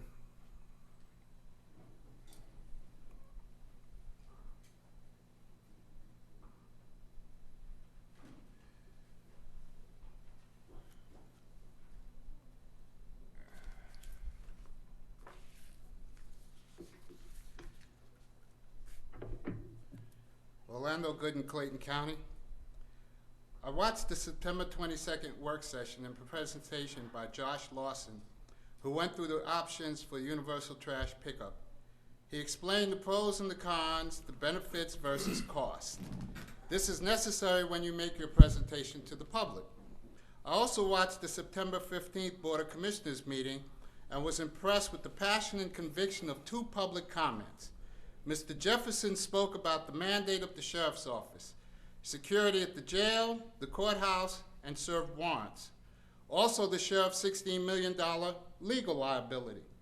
Mr. Ward spoke about the Sheriff's expensive personal vehicle, a $100,000 Dodge Hellcat, and the funding Victor Hill. Both asked for transparency, oversight, and accountability. The Sheriff is an elected official, and the Chief of Police is appointed. So let's not conflate the issues and focus on the Sheriff's Department. Once it was made clear to the public that the Sheriff's deputies were expanding their responsibilities to routine traffic stops, then what happened to Mr. Walker was unfortunate, but inevitable, because correction, court, and warrant officers do not ask. They are not trained that way. Contrast, for example, the Flint River Road incident where the Clayton County police officer used his de-escalation training. I watched the video and listened to the officer giving instructions. It was perfect. But they protested both events, and the common denominator was defund the police. The mayor of Minneapolis met with the chief of police and asked, why is crime skyrocketing? His response, you defunded my department, what did you expect? Chief Roberts' crime rate has declined for 2 years with an underpaid and understaffed police department. Funding the Clayton County Police Department is a win-win for everybody. The Board of Commissioners will show the residents that you are serious about their protection with trained officers and improved response times. Also showing the general public that safety is the pillar of your economic development. By increasing the budget for the Clayton County Police Department, you won't have untrained sheriff's deputies doing routine traffic stops. So now the sheriff can focus on his mandate. Charles Barkley was trashed because he said on national TV, it's a bad idea to defund the police. Who is we supposed to call? Ghostbusters? Thank you. Thank you. Alex Mitchell. Alex Mitchell. No Alex. Mickey Garber.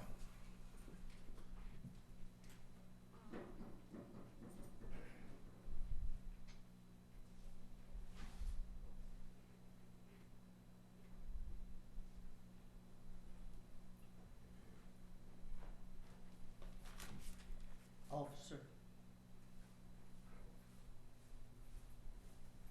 Evidence for Chairman Turner.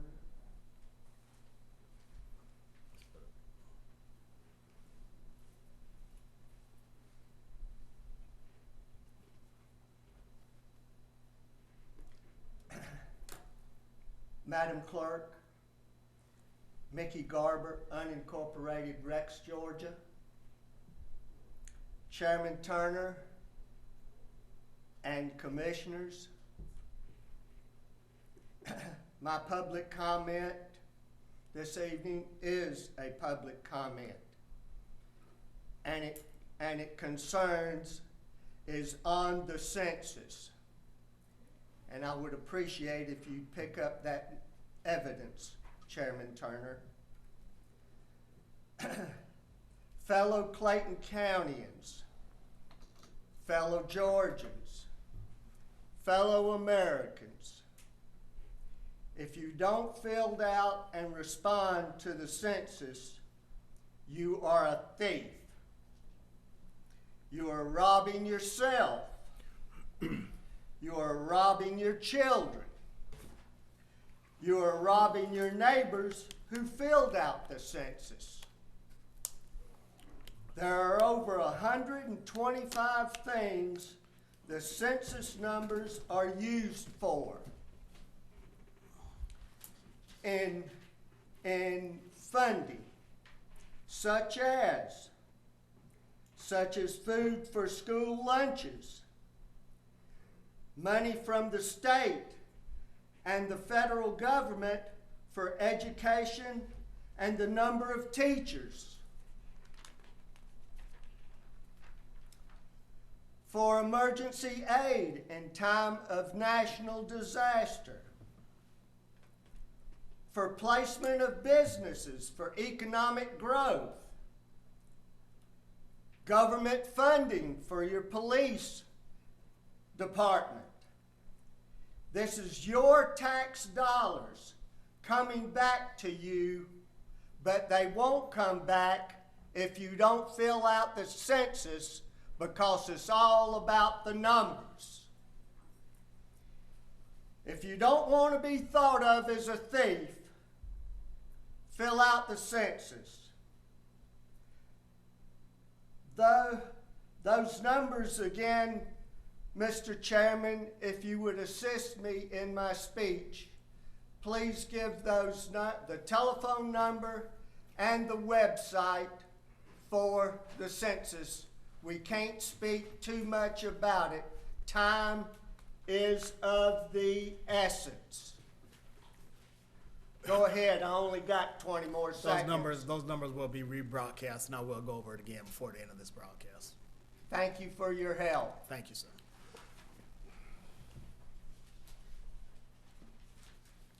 Timothy Vondale Jefferson.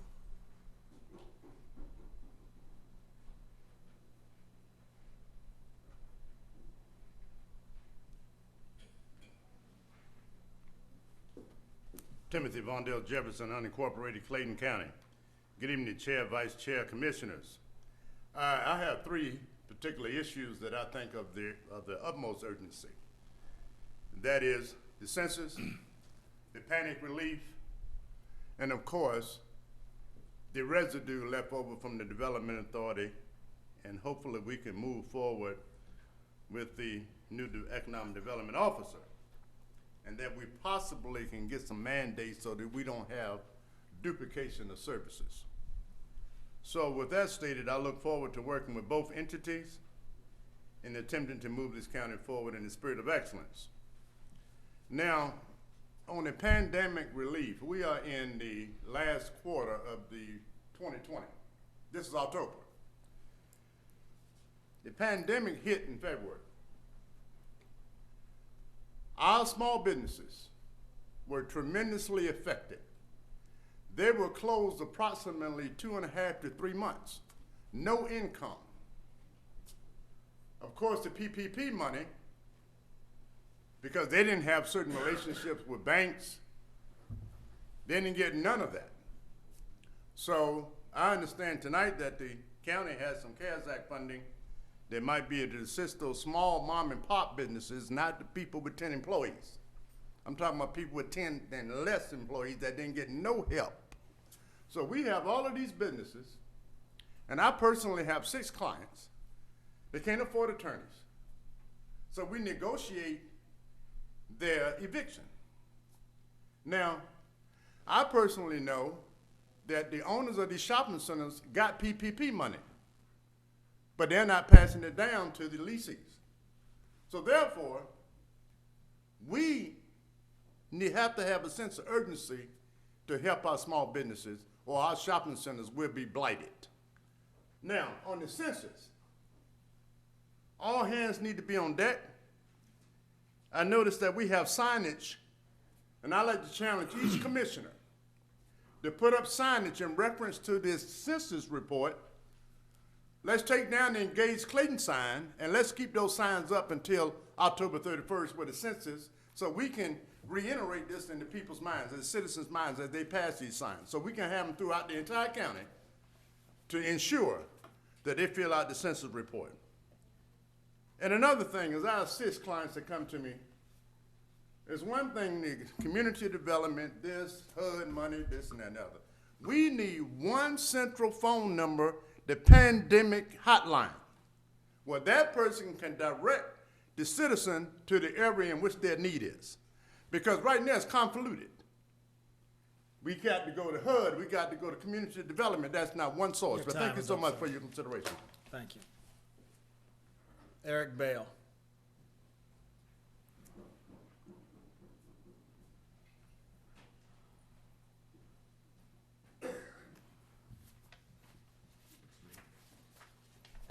Governor. Good evening, Chairman, Board. First, I'd like to give thanks to God, honor to Allah, the Most High, Yahweh, whatever you may name him or her. Second, the police oversight. Can we need to work on it. I'm at a really a loss for words because we have public meetings about it, private meetings about it. Citizens have spoken about it. At one point, there was a discussion of a compromise over names or synonymous, or not syntax, excuse me. But the bottom line is, can we get the ball moving on that? You have a legislation, whatever piece of that legislation that you do not like, please let us know, us in the community know, so we can move forward with the police oversight process. Secondly, I just want to give a shout out to all the young people in the room.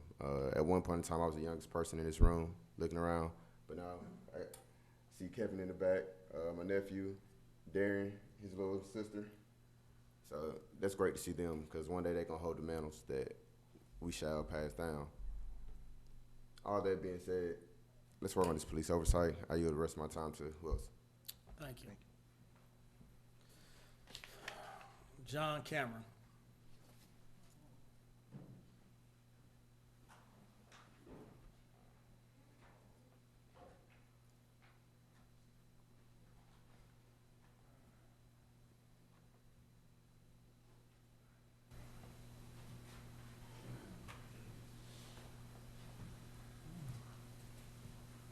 Good evening, Commissioner, Chairman. I'm here on behalf of my company, which is called Miyake Men's Clothing, and I'm located on 138.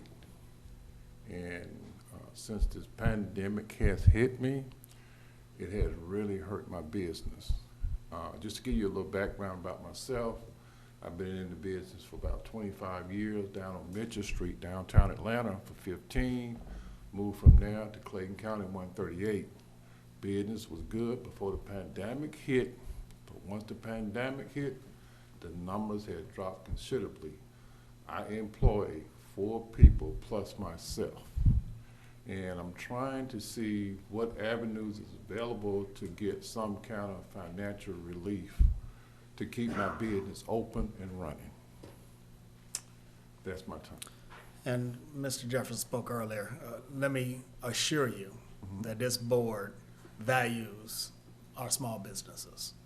And there has been some money that has been sent down from the federal government through the CARES Act that we will be able to allocate. There's some guidelines now, but we will be able to allocate some of that money to our small businesses. So if you get in touch with, I want to say Mr. Patrick Ejiki, he'll be able to give you some of those guidelines.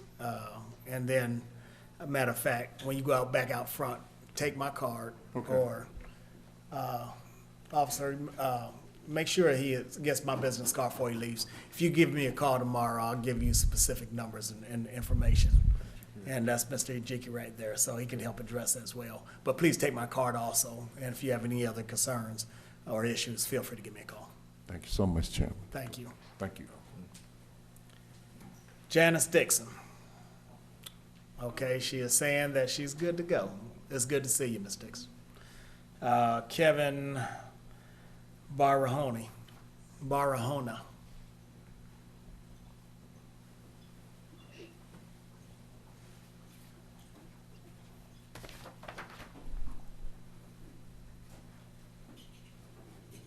Good evening, Chairman. Good evening, Commissioners. Good evening, Clayton County. State your name and your residency. My name is Kevin Barahona, and I was born and raised in Clayton County, Georgia. I'm here representing Teens for Justice and the younger generation of Clayton County residents. There are 5 things that I would like to bring to the board today. The first being the actual public comment. I believe that the citizens of our community deserve more time to express themselves to the elected body. Surrounding counties practice this, and I'd like to see an effort to make the increase to a lot of time. The second being march to the polls. I don't know if you guys are going to vote early or vote the day of, but we would like to thank you all for continuing to encourage our community to get to the polls. In joint effort with community leaders, we as a county will be marching to the polls together to vote early on Friday, October 16th, 4 p.m. at Lee Street Park. We hope to see you there and your families. Our condolences to Commissioner Franklin Warner. The third thing being the fact that Runnersboro is still on tour. As you all know, it has been hard for people to exercise and get out their homes due to COVID-19. With that being said, this Saturday marks week 44, and we invade the mighty District 3 in the city of Lovejoy. The goal of this 2.5-mile run or /walk is to encourage healthy living and physical fitness in our community. The fourth thing I would like to share is that Forest Park is having their annual Hispanic Heritage Month Festival this Saturday with Councilman Hector Gutierrez. I wish to see you all there supporting your community and your Hispanic citizens. The fifth and final thing I would like to bring to the board is the concern not only from me, but from the citizens under the age of 21 that would like to run for local offices. As you all know, the legal age to run for local offices, such as mayor and city council, is now 21 years old.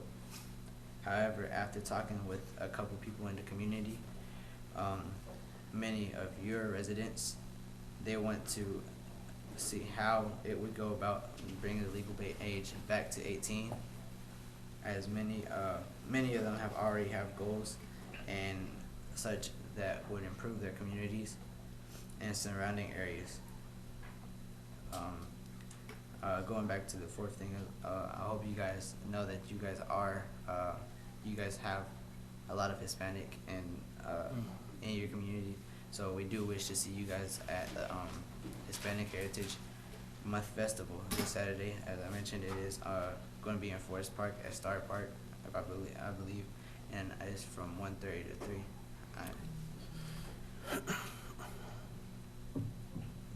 Thank you. Have a blessed day. All right, well, let me say this, young man, before you leave the podium. I applaud your efforts of coming up here. It takes a lot to come up and speak publicly before a board.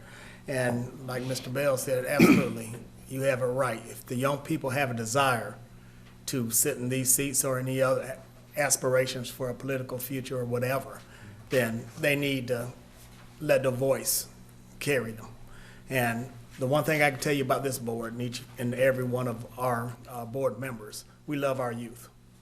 So if there's ever opportunity that y'all would want to come see me or get with one of your district commissioners, usually I wouldn't speak to them for them, but I can tell you that they're open to working with our youth in every capacity.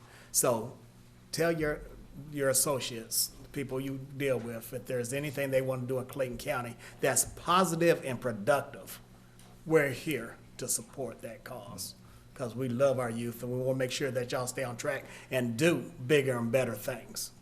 So please take that message back as well, and I appreciate you making the announcements on those upcoming events. Thank you. Thank you all. Have a good day. Thank you for your condolences, and we will be honoring, we have been honoring Hispanic Heritage Month, and we will be honoring it with a proclamation coming up at the next meeting, so I hope you come back. Okay, thank you. Madam Clerk, that concludes public comment. Next, we will approve the consent agenda. All right, is there a motion to approve the consent agenda? I'll make the motion. Is there a second? Second. Any questions on any other items? Hearing none, those in favor, aye. Aye. Aye. Oppose? It's unanimous. The next item is item number 11, which is the 2021 proposed benefits mix.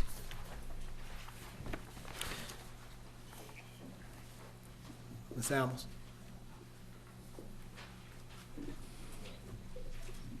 First of all, I would like to thank Marsh for their in-depth presentation. HR, we have been very pleased with the work they have done. The only thing I would like to add to that, because professionalism and transparency with the board is very, and their trust, your trust is very important to me. When I made my presentation to the board during the work session, I was very transparent that Anthem had placed an offer on the table to become the carrier for the Medicare Advantage. I informed the board at that time that I was not supporting that proposal because I did not find the value in it. The negotiations continued, and that's what I said earlier, this renewal definitely sparked competition. The negotiations continued with Anthem submitting a second proposal as well as Aetna. I have tried to make sure that I kept the board updated on these events as the numbers changed. As a matter of fact, I sent something over to you all today to let you know about the final numbers. So other than that, I don't think I have anything else to add. Chairman, whatever is the board's pleasure, we'll make sure that we get it done. Yes, ma'am, and I will personally just say I appreciate all the emails that you sent with those numbers. You sent 3 or 4 emails back and forth, so I appreciate your efforts in that area. Commissioner Hambrick, is there a motion you would like to make? Yes. Hold on a second. Hold on a second, Commissioner. I do have one question. You had begun to speak about the whole life coming out of checks or not coming out of checks? Say that again, Commissioner. The whole life, coming out of checks or not coming out of checks, you begun. I think Commissioner Warner made the statement that the gunshot wound coverage is not coming out of the employees' checks. I have my HR manager, Karen Bohanna, she's over that area as far as the deductions. And yes, sir, the gunshot wound premiums are coming out of the employees' check. That's payroll deducted. It has always been payroll deducted. So yes, sir. Karen, am I correct in that? Thank you. Okay. Well, the only reason I mentioned that, since Commissioner Davis brought it up, so the subject was not just about that one, it was just and Chairman cut me off, but it was just a matter of we're going to a more group platform of the benefits, and that's what you all did. And so some time ago, I will go back through the emails. There was some confusion because there was information that got sent out to the employees that those individual policies would no longer be deducted. But once again, as I stated during the presentation, let's just, I asked you all to be certain of it, only because from a historical perspective, those were individual policies from many, many years ago. And that's why I gave the statement that I no longer are with them, but it's only because they were individual. So Commissioner Davis, that's what I was speaking of, as well as Ms. Ambles, that's what I was speaking of. Just to be specific, there were even two separate categories. But at any rate, the bottom line, it was something that, made me forget what I was going to say too. My whole point in asking that question was just to. I can't hear you, Commissioner Davis. Go ahead, Commissioner Warner. Oh, no, I couldn't hear him. No, I said my whole point. He was cutting you off. Yeah, I'm sorry. Until you finish. Oh, no, I was just going to say, Ms. Ambles, I thank you for your emails, but I too do chime in with Commissioner Hambrick and any other commissioner that may see that it looked like it was something presented different in the work session. I get it because negotiations do go on and it is competitive. But I will just say this, I think our board needs to remember that the decision is the board's decision, and the information for me as a commissioner, I would like for it to be presented in its purest form so we can make that decision without any type of preference of what anybody favors. Because at the end of the day, it's the Board of Commissioners' responsibility to make that decision based upon the information presented. So I just wanted to make that statement, but I personally do understand and professionally understand that at the time you may not have had all the info, but for me, what was misleading, as you just stated, was the fact that you did not favor it. So as directors, I would hope that information would be given to the Board of Commissioners to make that decision without any preferences, if that's okay. Yes, ma'am. Duly noted, Commissioner. And at the time I presented it to you all, I did indicate that I did not see any value in it because we were. See value until you get all the info. At the time, the premium was more than what they were currently paying. So I could not come before the board and ask the retirees to pay more than they was previously paying for the same coverage. So they went back and negotiations continued. And I know in 2019, we did bring a proposition to the board for your consideration. The board did vote unanimously to change the retirees platform from fully insured to a more stipend program. We did go back and relook at that and went forward as to where we are now. But the Anthem proposal is a lot different than the innovative proposal that we made to the board back in 2019. But I definitely get it. Karen and Angela, they work with our retirees tirelessly. As a matter of fact, if one has an issue, believe me, Karen Bohannon is the first person that they're going to call. So our hearts are in the right place when it comes to our employees and our retirees. And I've been here for 21 years. I'll be a retiree at some point. So I definitely don't want to support something that I will have to live with as well. So I just wanted the board to know your trust is very important to me, and I try to be as transparent, and I hope that you all don't feel that I'm over communicating, but I try to make sure that I get you all the information because I know it's your decision and you're making very critical, vital decisions. So yes, ma'am, Commissioner, duly noted. Okay. Commissioner Davis. And also, let me ask this question as well. I appreciate all the hard work you're doing. Anytime this time of year comes around, Thank you, it seems there's a whole lot of opinions that go about. Thank you so much. My question is it, and I don't know whether it's legal, feasible, or whatever, can the retirees almost have their own separate policy that we begin to vote on going here over, and our employees have another? Is that even feasible? I don't know. That's a very good point, and I think it would be a very good practice to implement. When we come back before you next year, if it's God's will, we will have the active on one side and the retirees on another side for you all to be able to vote on it separately. Yes, sir. And the second thing is, am I also hearing from that savings, the retirees' premium is going down. Yes, sir, it is. All right, Commissioner Hamburg. Yes, Mr. Chairman. Yes, I move that we accept the 2021 proposed benefit package that was presented to us tonight, with the exception of the retiree portion.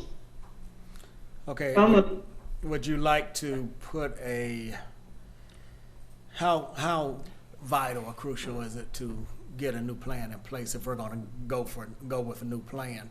I'm thinking about a timeline so it does not negatively impact, if it have any impact, our retirees. The one thing that I wanted to be sure of this particular renewal is to provide the board upfront and quickly with our timeline. There are deductions, there's a lot, and what I hoped that timeline showed, which is more, I presented it at the work session, Marcia presented it again this evening. What I hope that work session showed is that there is a lot of work behind the scenes that have to go on to ensure that there is no disruption in the employees' benefits. And that timeline is very critical. I'm going to defer to my HR manager, Karen Bohannon. Karen, do you have anything to add to that? Because Karen and her team, they're actually the ones with the boots on the ground, working, going through different initiatives to make sure that, you know, we take care of the employees and the retirees. So Karen can speak more to the logistics of the process. Yeah, and you said a process. May I say this? Oh, may I say this while she's coming? Go ahead, Commissioner Hamilton. As far as the retirees plan with Aetna, I would like the plan, the last plan they presented, not the plan that we're under now. Remember they presented something else, I guess in comparison, competing with the other company, with Anthem. Yes, ma'am. That would be the last renewal, the last proposal. Proposal, yes, ma'am. I would like, for us to have last proposal from Aetna with our retirees Medicare package. Correct me if I'm wrong, Commissioner. You also wanted them to conduct a survey, correct? Yes. So with that I didn't know if that needed to be in the motion or not. Well, it should be on the timeline that I'm trying to make sure that we stay on top of this. How long would it take, or 30 days or whatever, for us to conduct that? Well, my motion is that we keep them for the next, for this, 12 months or whatever the period is that we have the renewal. So moved. I'm sorry, go ahead with your motion. State your motion again, Ms. Hamburg. Yes, I would like for the board to, I move that the board accepts the 2021 proposed benefit package with the exception of the retirees Medicare benefits and all, and that we keep that up to 12 months. And while we can do a survey and all with our retirees to get opinions from them. Okay, is that your full motion? Yes, that's my full motion. Okay, is there a second? I already did, so moved. Second. Question. I guess my thought is, I'm looking at the whole retiree portion of this. We either can accept what has been recommended with going with Anthem. That's one. Two, we can go say, no, we don't want Anthem, and we can revert back to the Aetna plan that is currently in existence. Is that what I'm hearing?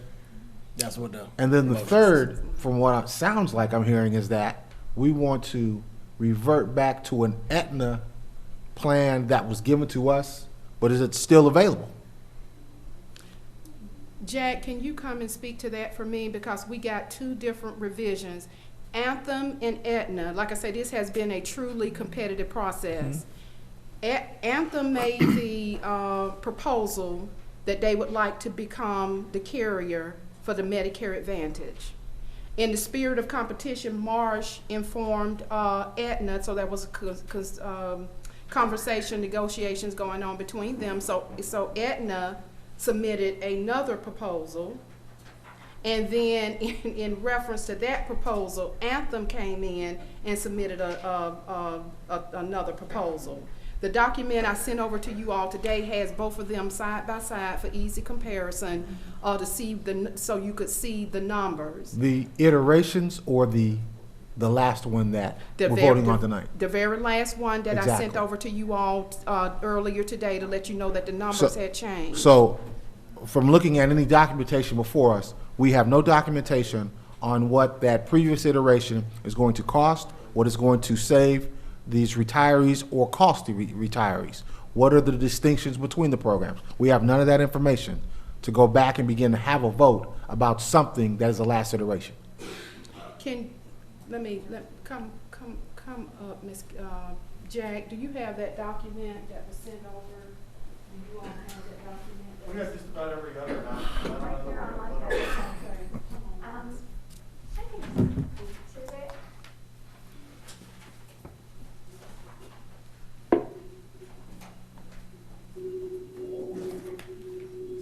Doesn't think. Please go ahead and ask the question. I'll do my very best to answer it. But just to tell you, in the initial renewal that was released by Aetna did represent a savings of 11.2%. That was presented to the county. Anthem was only given the current rates that Aetna was using. They were not given their renewal. Anthem had no advantage to know what Aetna was proposing as far as renewal went. When the Anthem initial quote came in, it was less than the Aetna plan.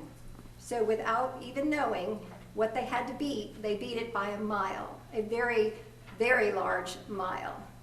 And then Aetna went ahead and came back with another set of rates. And Anthem came back with another set of rates. And then Aetna came back. So we didn't necessarily drive any of that competition, because never ever did we ever give to Anthem what Aetna's numbers were. They never had a target to hit. They never had a target to beat. They just came in with their best possible offer. And Aetna knew all along what the Anthem quote was. They were given that initial renewal. So they knew how much they were beat by, and they wanted to come back with another opportunity to present new numbers.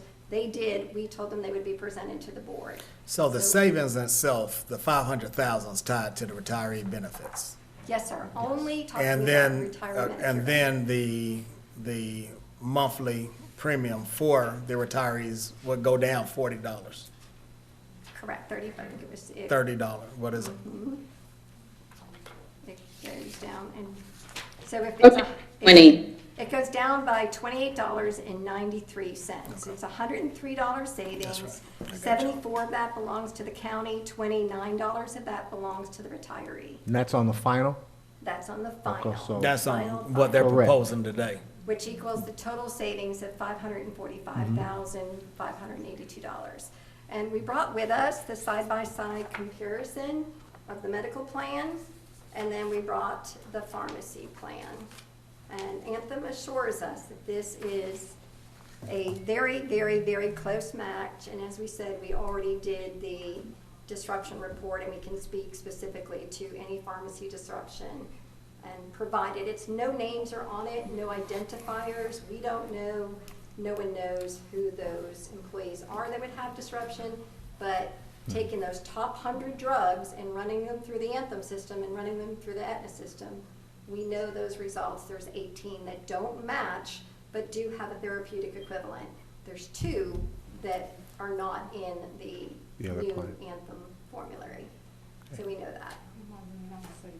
Yes, ma'am. For me, and I have expressed this to Marcia, and they can tell you that I have, for me, it's not all about the savings. It's about the quality of the benefits as well. Thank you, Ms.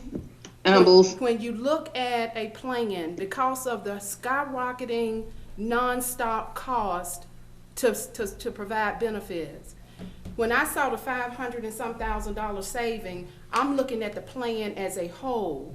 because being able to sustain the benefits, contrary to popular belief, we don't have money, just an endless supply. And me being a citizen in District 3, of course, I look at it from the HR director perspective, but I also look at it as a citizen of Clayton County's perspective. We don't have an unlimited supply of money, so sustainability and reasonableness do become important.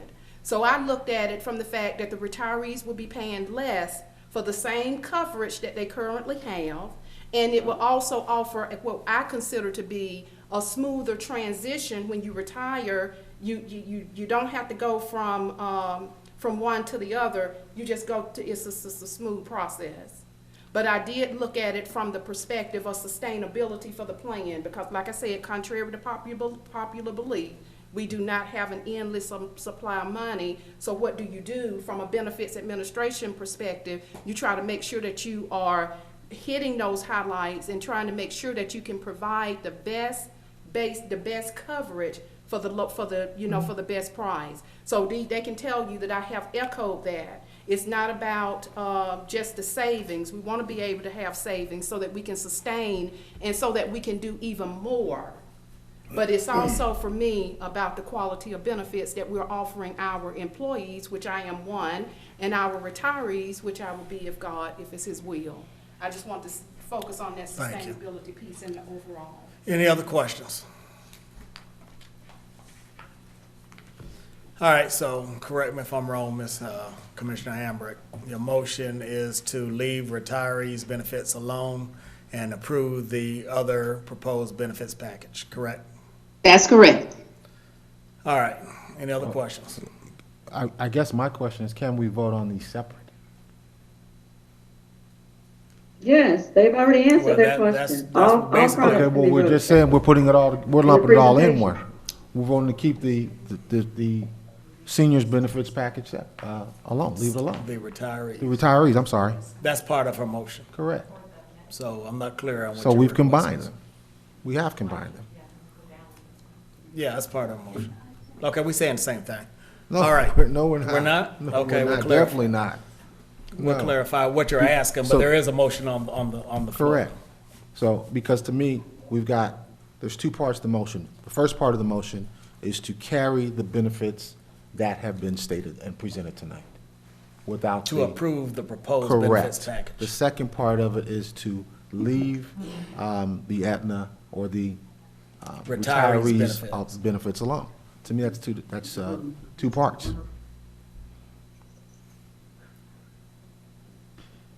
Can we take a vote, please? That would be awesome. Commissioner Davis has a question that we're working through, Commissioner Warner, so please. But I can call for the question too, though. But what was Commissioner Davis's question at this point? Are you calling for the question? I'm getting ready to at a certain point because I believe that it was already stated that, and I could tell you, Commissioner Davis has already said everybody has opinions, which Commissioner Davis, I want to assure you that it's 17 years of an opinion of working in this industry, so mine is a little bit more than just an opinion. But I do understand where the commissioners are coming from, because the bottom line is we are a little bit gun shy because this board did make some decisions previously that caused us to receive some documents, and that had us go back and vote again. So I do understand the savings, but I think that at the end of the day, insurance is all about somebody making sure that they're going to be taken care of and that they're going to get the services that they need. And for our seniors, it is our retirees is a comfort level. We are getting a savings in other areas. So yes, I believe some of that will offset. So I'm going to go ahead and call for the question unless another commissioner sees different. Well, I will recognize that you called the question and ask if somebody wants to second that. But at the same time, I do believe that the commissioners each have... Chairman, she just called for the question. Yes, you can't go past that. Is there a second to the question? I appreciate that. And if there's legality, 17 we years have an of attorney insurance that can be able to Thank clarify. All right, Okay. let's just move forward. All right, there's the motions on the floor. Those in favor, aye. Aye. Opposed, nay.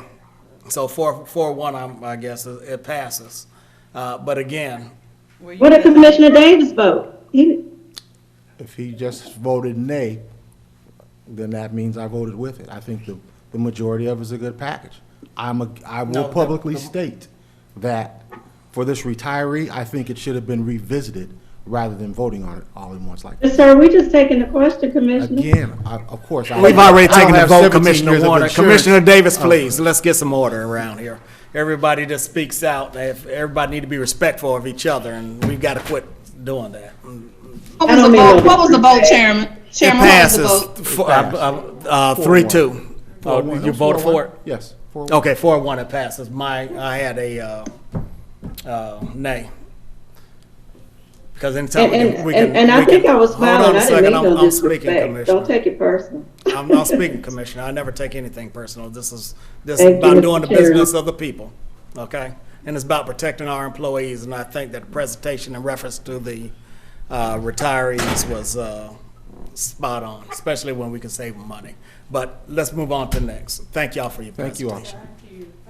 The next item is appointment of the Economic Development Officer, Erica Rocker Willis.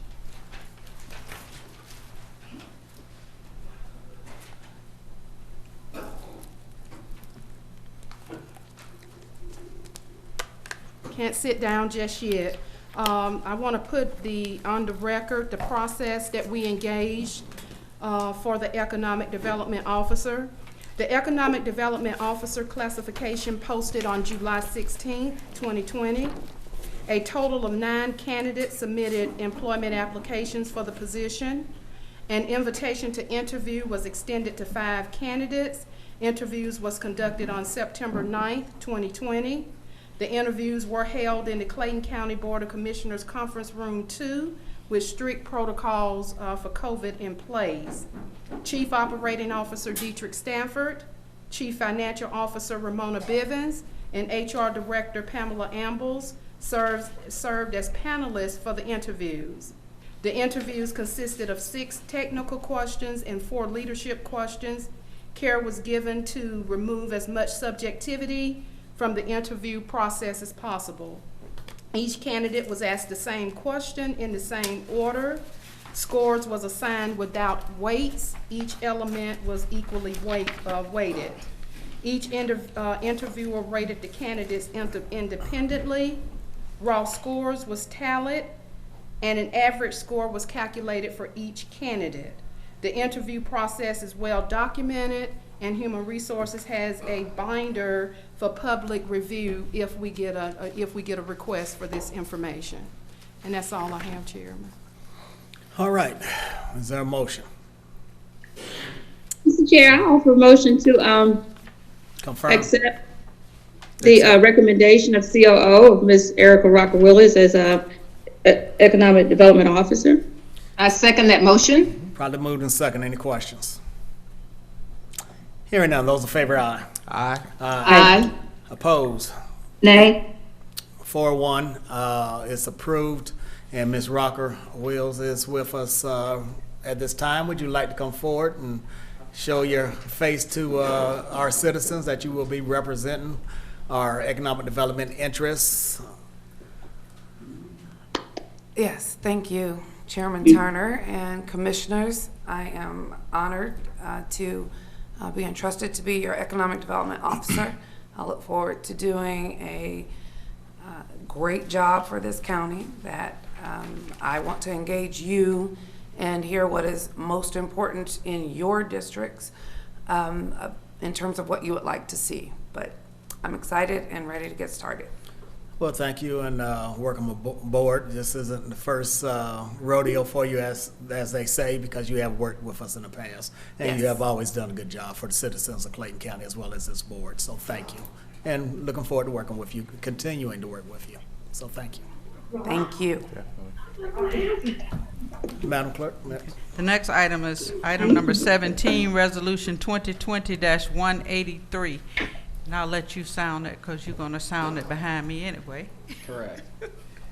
Good evening, Mr. Chair, Vice Chair, and Commissioners. Resolution 2020-183, which is a resolution authorizing Clayton County to approve and execute a pilot agreement with HACC, HNPI Incorporated, and Clayton County Public Schools relating to the development of flats at Mount Zion and villas at Mount Zion, to authorize the chairman or his designee to execute the agreement as required under the terms of the agreement, to authorize the chief financial officer to amend the budget where necessary to reflect an appropriate revenue source and expense, all as may be required by the terms of the agreement, to provide an effective date of this resolution and for other purposes.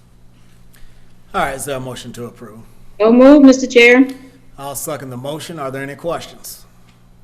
Mr. Chair, I just want, no question, I just want to say, I mean, and you know, you and I have met with this group for a while, almost a year, and we're looking forward to some exciting things coming out of this project.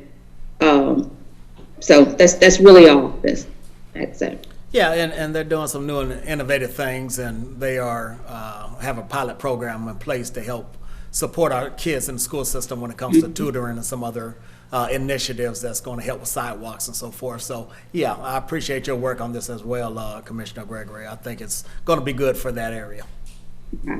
Any other questions, some comments? Those in favor, aye. Aye. Aye. Opposed? It's unanimous. And do you want me to talk about executive session now, or you want to wait till afterwards? After what? We have one more item. Oh, the, what you call it? Yeah. We have Yeah, a we'll wait. board appointment. Yeah, go ahead. We'll wait. You want me to sign your board appointment? Oh, Board I'm sorry. appointment No, for the no, no, mental no, health. no, no, no, no, no, no. I got it. Okay, board appointment is Mental Health Board at Large. The appointment of Eric Bell will expire on October 7, 2020. On the Mental Health Board, the new appointment will be October 7, 2020, will expire October 7, 2023. It's an at-large appointment. Are there any recommendations? Yes, Mr. Chairman. I have been informed that I do not have a representative on that board, and I would like to appoint Mr. Jeremiah Johnson, a young man who works in the line of mental health and all, who's very excited and willing to serve. So I would like to appoint Mr. Jeremiah Johnson. Okay, is there a second? That's okay. I'll second the motion. Any questions? Hearing none, those in favor, aye. Aye. Aye. Opposed? It's unanimous. Mr. Reed, we need executive session for. Yes, sir, on litigation and real estate. Okay, before I get a motion to go into executive session, once again, I want to plead to our community that the census ends on October 31st. October 31st. Please tell your neighbors, your brothers and sisters, mother and fathers, all your relatives, that they need to be counted. We need a complete count. Go to www.my2020census.gov, or call 1-844-330-2020 and do it by phone. It's imperative that you are counted so we can get those much needed federal dollars into Clayton County.